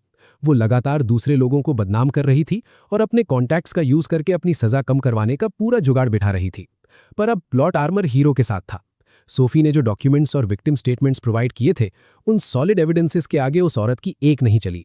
कोर्ट ने उसका टाइम और बढ़ा दिया, जिसका मतलब ये था कि अब वो अपनी आधी से ज्यादा जिंदगी जेल की दीवारें गिनते हुए ही बिताएगी। आखिर में बुराई की पेटी हमेशा के लिए पैक हो गई। जब ये मस्त न्यूज बैरिक्स तक पहुंची तो वहां सबको सोफी के लिए बहुत बड़ी रिलीफ फील हुई। यहां तक कि जो औरतें पहले हीरो को यूजलेस समझकर गॉसिप करती थीं, उनका ओपिनियन भी उसके लिए बिल्कुल चेंज हो गया। उस दोपहर सोफी ने डिवोर्स रिपोर्ट और पेन हीरो को पकड़ा दिया। उसने बोला कि रिपोर्ट अप्रूव हो गई है, बस साइन कर दो। हीरो ने डिवोर्स वर्ड को देखा और उंगलियां जम गईं। उसको वापस कैपिटल जाना था, पर आज एक लेटर भी नहीं लिखा गया। अचानक दिमाग में पिछले दिनों की यादें एनीमे फ्लैशबैक की तरह घूमी। याद आया जब डेजर्ट मिशन में सोफी ने केयर की थी, कार राइड में गाड़ी स्लो चलाना ताकि वो आराम से सो सके। ये सब फ्लैशबैक देखकर हीरो ने डिवोर्स से मना कर दिया। उसने एक्सेप्ट किया कि पहले वो अपने बारे में सोचने वाला बेवकूफ था। उसने रियलाइज किया कि ये एक्सीडेंटल मैरिज एक स्पेशल गिफ्ट थी। सोफी ने पूछा कि बॉर्डर की हार्श कंडीशंस का क्या होगा। हीरो ने ओवरपावर्ड एटीट्यूड में कहा कि वो सब सीख लेगा, खाना बनाना, कपड़े धोना और हॉस्पिटल में डॉक्टर बनकर सबकी मदद करना। भीड़ इकट्ठी हुई और सब खुशी से तालियां बजा रहे थे। हीरो ने सोफी का हाथ पकड़ा और नई शादी का ऐलान किया। पर सोफी आखिरकार मुस्कुराई। आने वाले दिनों में मार्कस ने सुधरना शुरू कर दिया। उसने एक एक कदम आगे बढ़ाते हुए जिंदगी जीना सीखा। झटका तब लगा जब उसने ब्रिगेड कमांडर की पत्नी से खाना बनाना सीखा। शुरू में तो आग ही लगा दी, खाना जल जाता था या स्वाद नहीं होता था। अपना बनाया कचरा देखकर मार्कस अपनी बेवकूफी पर हंसता। एक दिन उसने जला हुआ खाना देखकर कहा कि डिश खाने के लायक नहीं है, लेकिन सोफी ने अंधे प्यार में जवाब दिया कि वो इस पूरे खाने को खा जाएगी, चाहे कितना भी खराब हो। दोस्तों, ऐसी बेवकूफियों का टिकट कट गया होता तो बेहतर था। इस अजीब मोटिवेशन के बाद मार्कस ने कड़ी मेहनत शुरू की। उसने खाना बनाना ही नहीं, बल्कि कपड़े धोना और ईंटों को बदलना भी सीख लिया। उसका जोश दिखने लगा था और सोफी लगातार मुस्कुराती थी। अब मार्कस पहले से कहीं ज्यादा काबिल हो गया था। उनका छोटा सा परिवार स्थिर हो रहा था। एक शाम उसने सोफी का हाथ पकड़ा और वादा किया कि वो उसे एक स्थिर घर देगा। थोड़े समय बाद मार्कस ने मिलिट्री अस्पताल ज्वाइन किया। उसने वहां चाइनीज और वेस्टर्न मेडिसिन का इस्तेमाल करके सैनिकों का इलाज शुरू किया। उसने ऐसे खतरनाक मेडिसिनल ऑयल्स बनाए जिनका असर तुरंत होता था। एक सैनिक ट्रेनिंग में घायल हुआ और लगा कि उसकी पेटी बना दी जाएगी, लेकिन जैसे ही मार्कस ने चमत्कारी तेल लगाया, उसका दर्द गायब हो गया। सैनिक ने डॉक्टर वाइट की तारीफ की और कहा कि तेल हैरत अंगेज है। मार्कस ने एक ओवरपावर्ड हीलर की तरह सोचा कि बस सैनिकों की मदद होनी चाहिए, चाहे ट्रेनिंग की चोट हो या पुरानी बीमारियां, सब ठीक हो जाता। जब स्थिति सुधर गई तो मार्कस ने परिवार को बॉर्डर वाले इलाके में बुला लिया। माँ और बहनें आते ही सोफी का हाथ पकड़कर छोड़ नहीं रही थी। उनका मानना था कि लड़के को खजाना मिल गया है। उन्होंने सोफी की तारीफ की और मार्कस को चेतावनी दी कि हमेशा अच्छे से पेश आए। परिवार ने कहा कि इन दोनों को स्थिर देखकर उन्हें शांति मिल गई। बाद में लियो का परिवार रोते हुए माफी मांगने आया और मार्कस का हाथ पकड़ा। उन्होंने कबूल किया कि उन्होंने ही परिवार की रजिस्ट्री चुराई थी और गलत लोगों से मिल गए थे। उन्होंने कहा कि पिछले सालों में वो लगातार गिल्ट में जी रहे हैं। मार्कस ने एक महान आत्मा का बफ पहनकर कहा कि वो उनको दोष नहीं देता। उसने समझाया कि इंसान जाने के बाद दुश्मनी भी खत्म हो जाती है। उसने आश्वासन दिया कि वो लियो की जगह पर सोफी का ख्याल रखेगा। उसने वादा किया कि पूरे घर की हमेशा रक्षा करेगा। 8 साल बाद मार्कस और सोफी ने उसी बैरक्स में एक साधारण शादी समारोह का आयोजन किया। वहां कोई बड़ा दिखावा नहीं था। छोटी सी पार्टी में सिर्फ करीबी कॉमरेड और पूरे बैरक्स का परिवार मौजूद था, जहां सब खा और पी रहे थे। नए साल जैसी रौनक थी। सोफी अपनी शानदार मिलिट्री यूनिफॉर्म पहने हुए थी। मार्कस ने प्यार भरी नजरों से देखा और आशीर्वाद के बीच कहा कि एक वक्त था जब वो शादी के कागज को मुसीबत समझता था, लेकिन आज वो उस कागज को जिंदगी की सबसे अनमोल किस्मत मानता है। उसने वादा किया कि बाकी जिंदगी वो सोफी की देखभाल करेगा और सोफी देश का ख्याल रखेगी। वो दोनों कभी जुदा नहीं होंगे। खैर, मार्कस मिलिट्री अस्पताल का मजबूत स्तंभ बन गया। उसने अपनी मेडिकल एबिलिटी से बॉर्डर के सैनिकों का पूरी तरह से इलाज किया। उसके बनाए मेडिसिनल ऑयल्स और सनस्क्रीन्स में सुधार होते रहे। ये चीजें आसपास रहने वाले परिवारों की स्किन बीमारियों को ठीक करने में बड़ी भूमिका निभा रही थी। हमारी सोफी का भी स्मूथ प्रमोशन हो गया और उसे कैपिटल हेडक्वार्टर्स भेज दिया गया। मार्कस कैपिटल वापस चला गया, जहां उसने बड़े मिलिट्री अस्पताल में फिर से प्रैक्टिस करनी शुरू कर दी। उनका एक छोटा सा बेटा पैदा हुआ। हर सप्ताह दोनों बच्चे को दादा दादी से मिलवाने ले जाते थे। कभी कभी मार्कस को बॉर्डर का पहला दिन याद आता, जब वो रेट में डिवोर्स के विचार लिए चलता था। किस्मत का सिस्टम अजीब खेल खेलता है। जिस कागज को वो स्वीकार नहीं करना चाहता था, उसी ने उसे प्यार दिला दिया, क्योंकि सच्ची जिंदगी में एक लायक शख्स की रक्षा करनी होती है। एक शाम सोफी ठंडे बैरल के सहारे टिकी हुई ढलते सूरज को देख रही थी। उसने शुक्रिया कहा कि मार्कस वहां रुक गया। मार्कस ने काउंटर किया कि शुक्रिया तो उसको कहना चाहिए जिसने असली खुशी ढूंढने में मदद की। मार्कस ने उसे गुनगुना पानी दिया और खुशी से बताया कि उसने वही सूप बनाया है जो सोफी को पसंद है। मार्कस ने जोर देते हुए कहा कि टेस्ट करके बताए। उसने गर्व से कहा कि इस बार खाना बिल्कुल नहीं जला। सोफी ने टेस्ट किया और हंसकर कहा कि पिछली बार से बेहतर है। सोफी ने मजाक उड़ाते हुए कहा कि उनका प्यारा डॉक्टर अब एक खतरनाक लेवल का कुक बनता जा रहा है। तभी वहां उनका छोटा बेटा आ गया, जो उनसे बुरी तरह चिपक रहा था। मार्कस ने मजाक किया कि क्या बचपन में सोफी भी ऐसे ही शिकायत करती थी। सोफी ने हंसकर जवाब दिया कि वो तो सिर्फ उस पे क्लिंग करती है, बेटा तो मां पर गया है। मार्कस ने घूरते हुए पुराने दिन याद किए जब वो भागना चाहता था। उसको आधी दोपहर तक सोते रहना, बिल्कुल वक्त पर ना उठना, नूडल्स ना खाना और पूरा सिस्टम हैंग करना याद आया। पर सोफी ने हमेशा उसकी गजब देखभाल की, चुपके चावल लाई और शोर से बचाई। आधी रात के कैप्टन के वाक्य में भी उसने सुरक्षा की। अंत में मार्कस मुस्कुराया और उस दिन को याद किया जब उसने बेवकूफी में सोफी को सिर्फ एक मामूली कॉमरेड बोल दिया था, जिसका उसे हमेशा बहुत भारी पछतावा होता रहेगा। हीरो ने कसम खाई कि वो अब एक फजूल कॉमरेड बनकर नहीं रहेगा, बल्कि पूरी जिंदगी उसका हमसफर बनेगा। जब उसने बॉर्डर पर डिवोर्स पेपर पर साइन करने को देखा था तो डर के मारे उसका सिस्टम हैंग हो गया था। उस महान डॉक्टर ने सच में अपनी नई जिम्मेदारी को खूब बखूबी निभाया था। पर जब भी कमांडर सोफी उसकी बनाई डिश ट्राई करती, उसके चेहरे पर ऐसी खुशी आती थी जैसे उसने कोई लेजेंडरी आइटम पा लिया हो। वो हमेशा यही कहती थी कि ये उसकी लाइफ का सबसे ओवरपावर्ड खाना है। मार्कस ने जलते हुए बर्तनों से लेकर मास्टर शेफ बनने तक का लेवल अप बहुत तेजी से किया। उसका एक ही गोल था कि जब उसकी बीवी आए तो गर्म खाना रेडी मिले।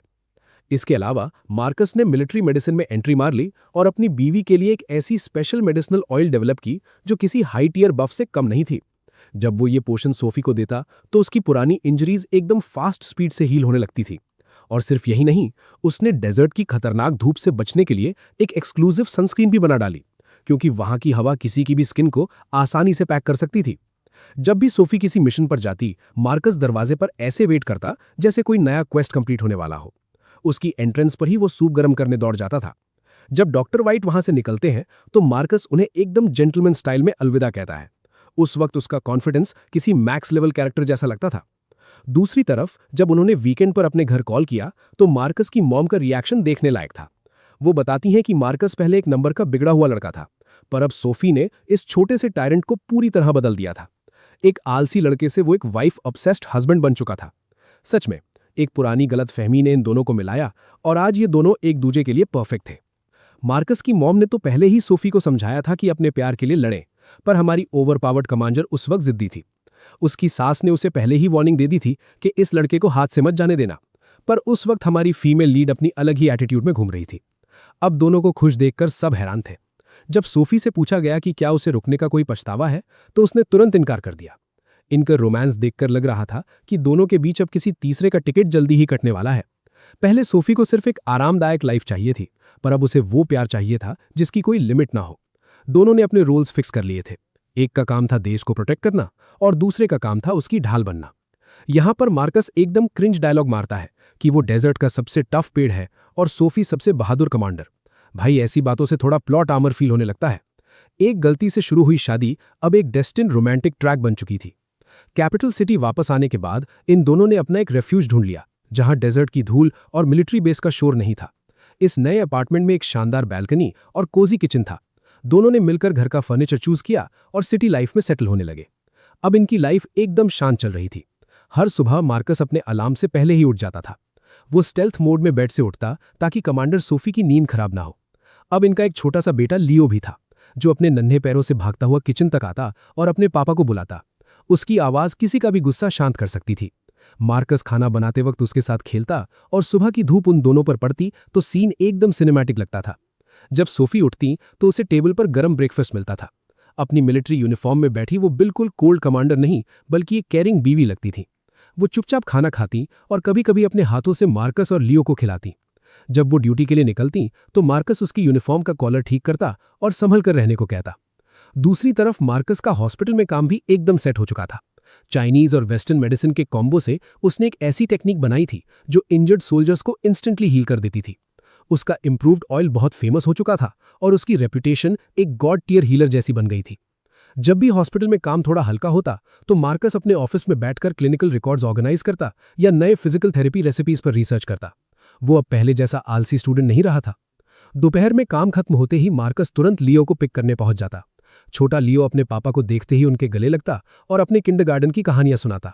रास्ते में दोनों फ्रेश सब्जियां खरीदते, ये सोचते हुए कि आज रात सोफी आएगी या नहीं।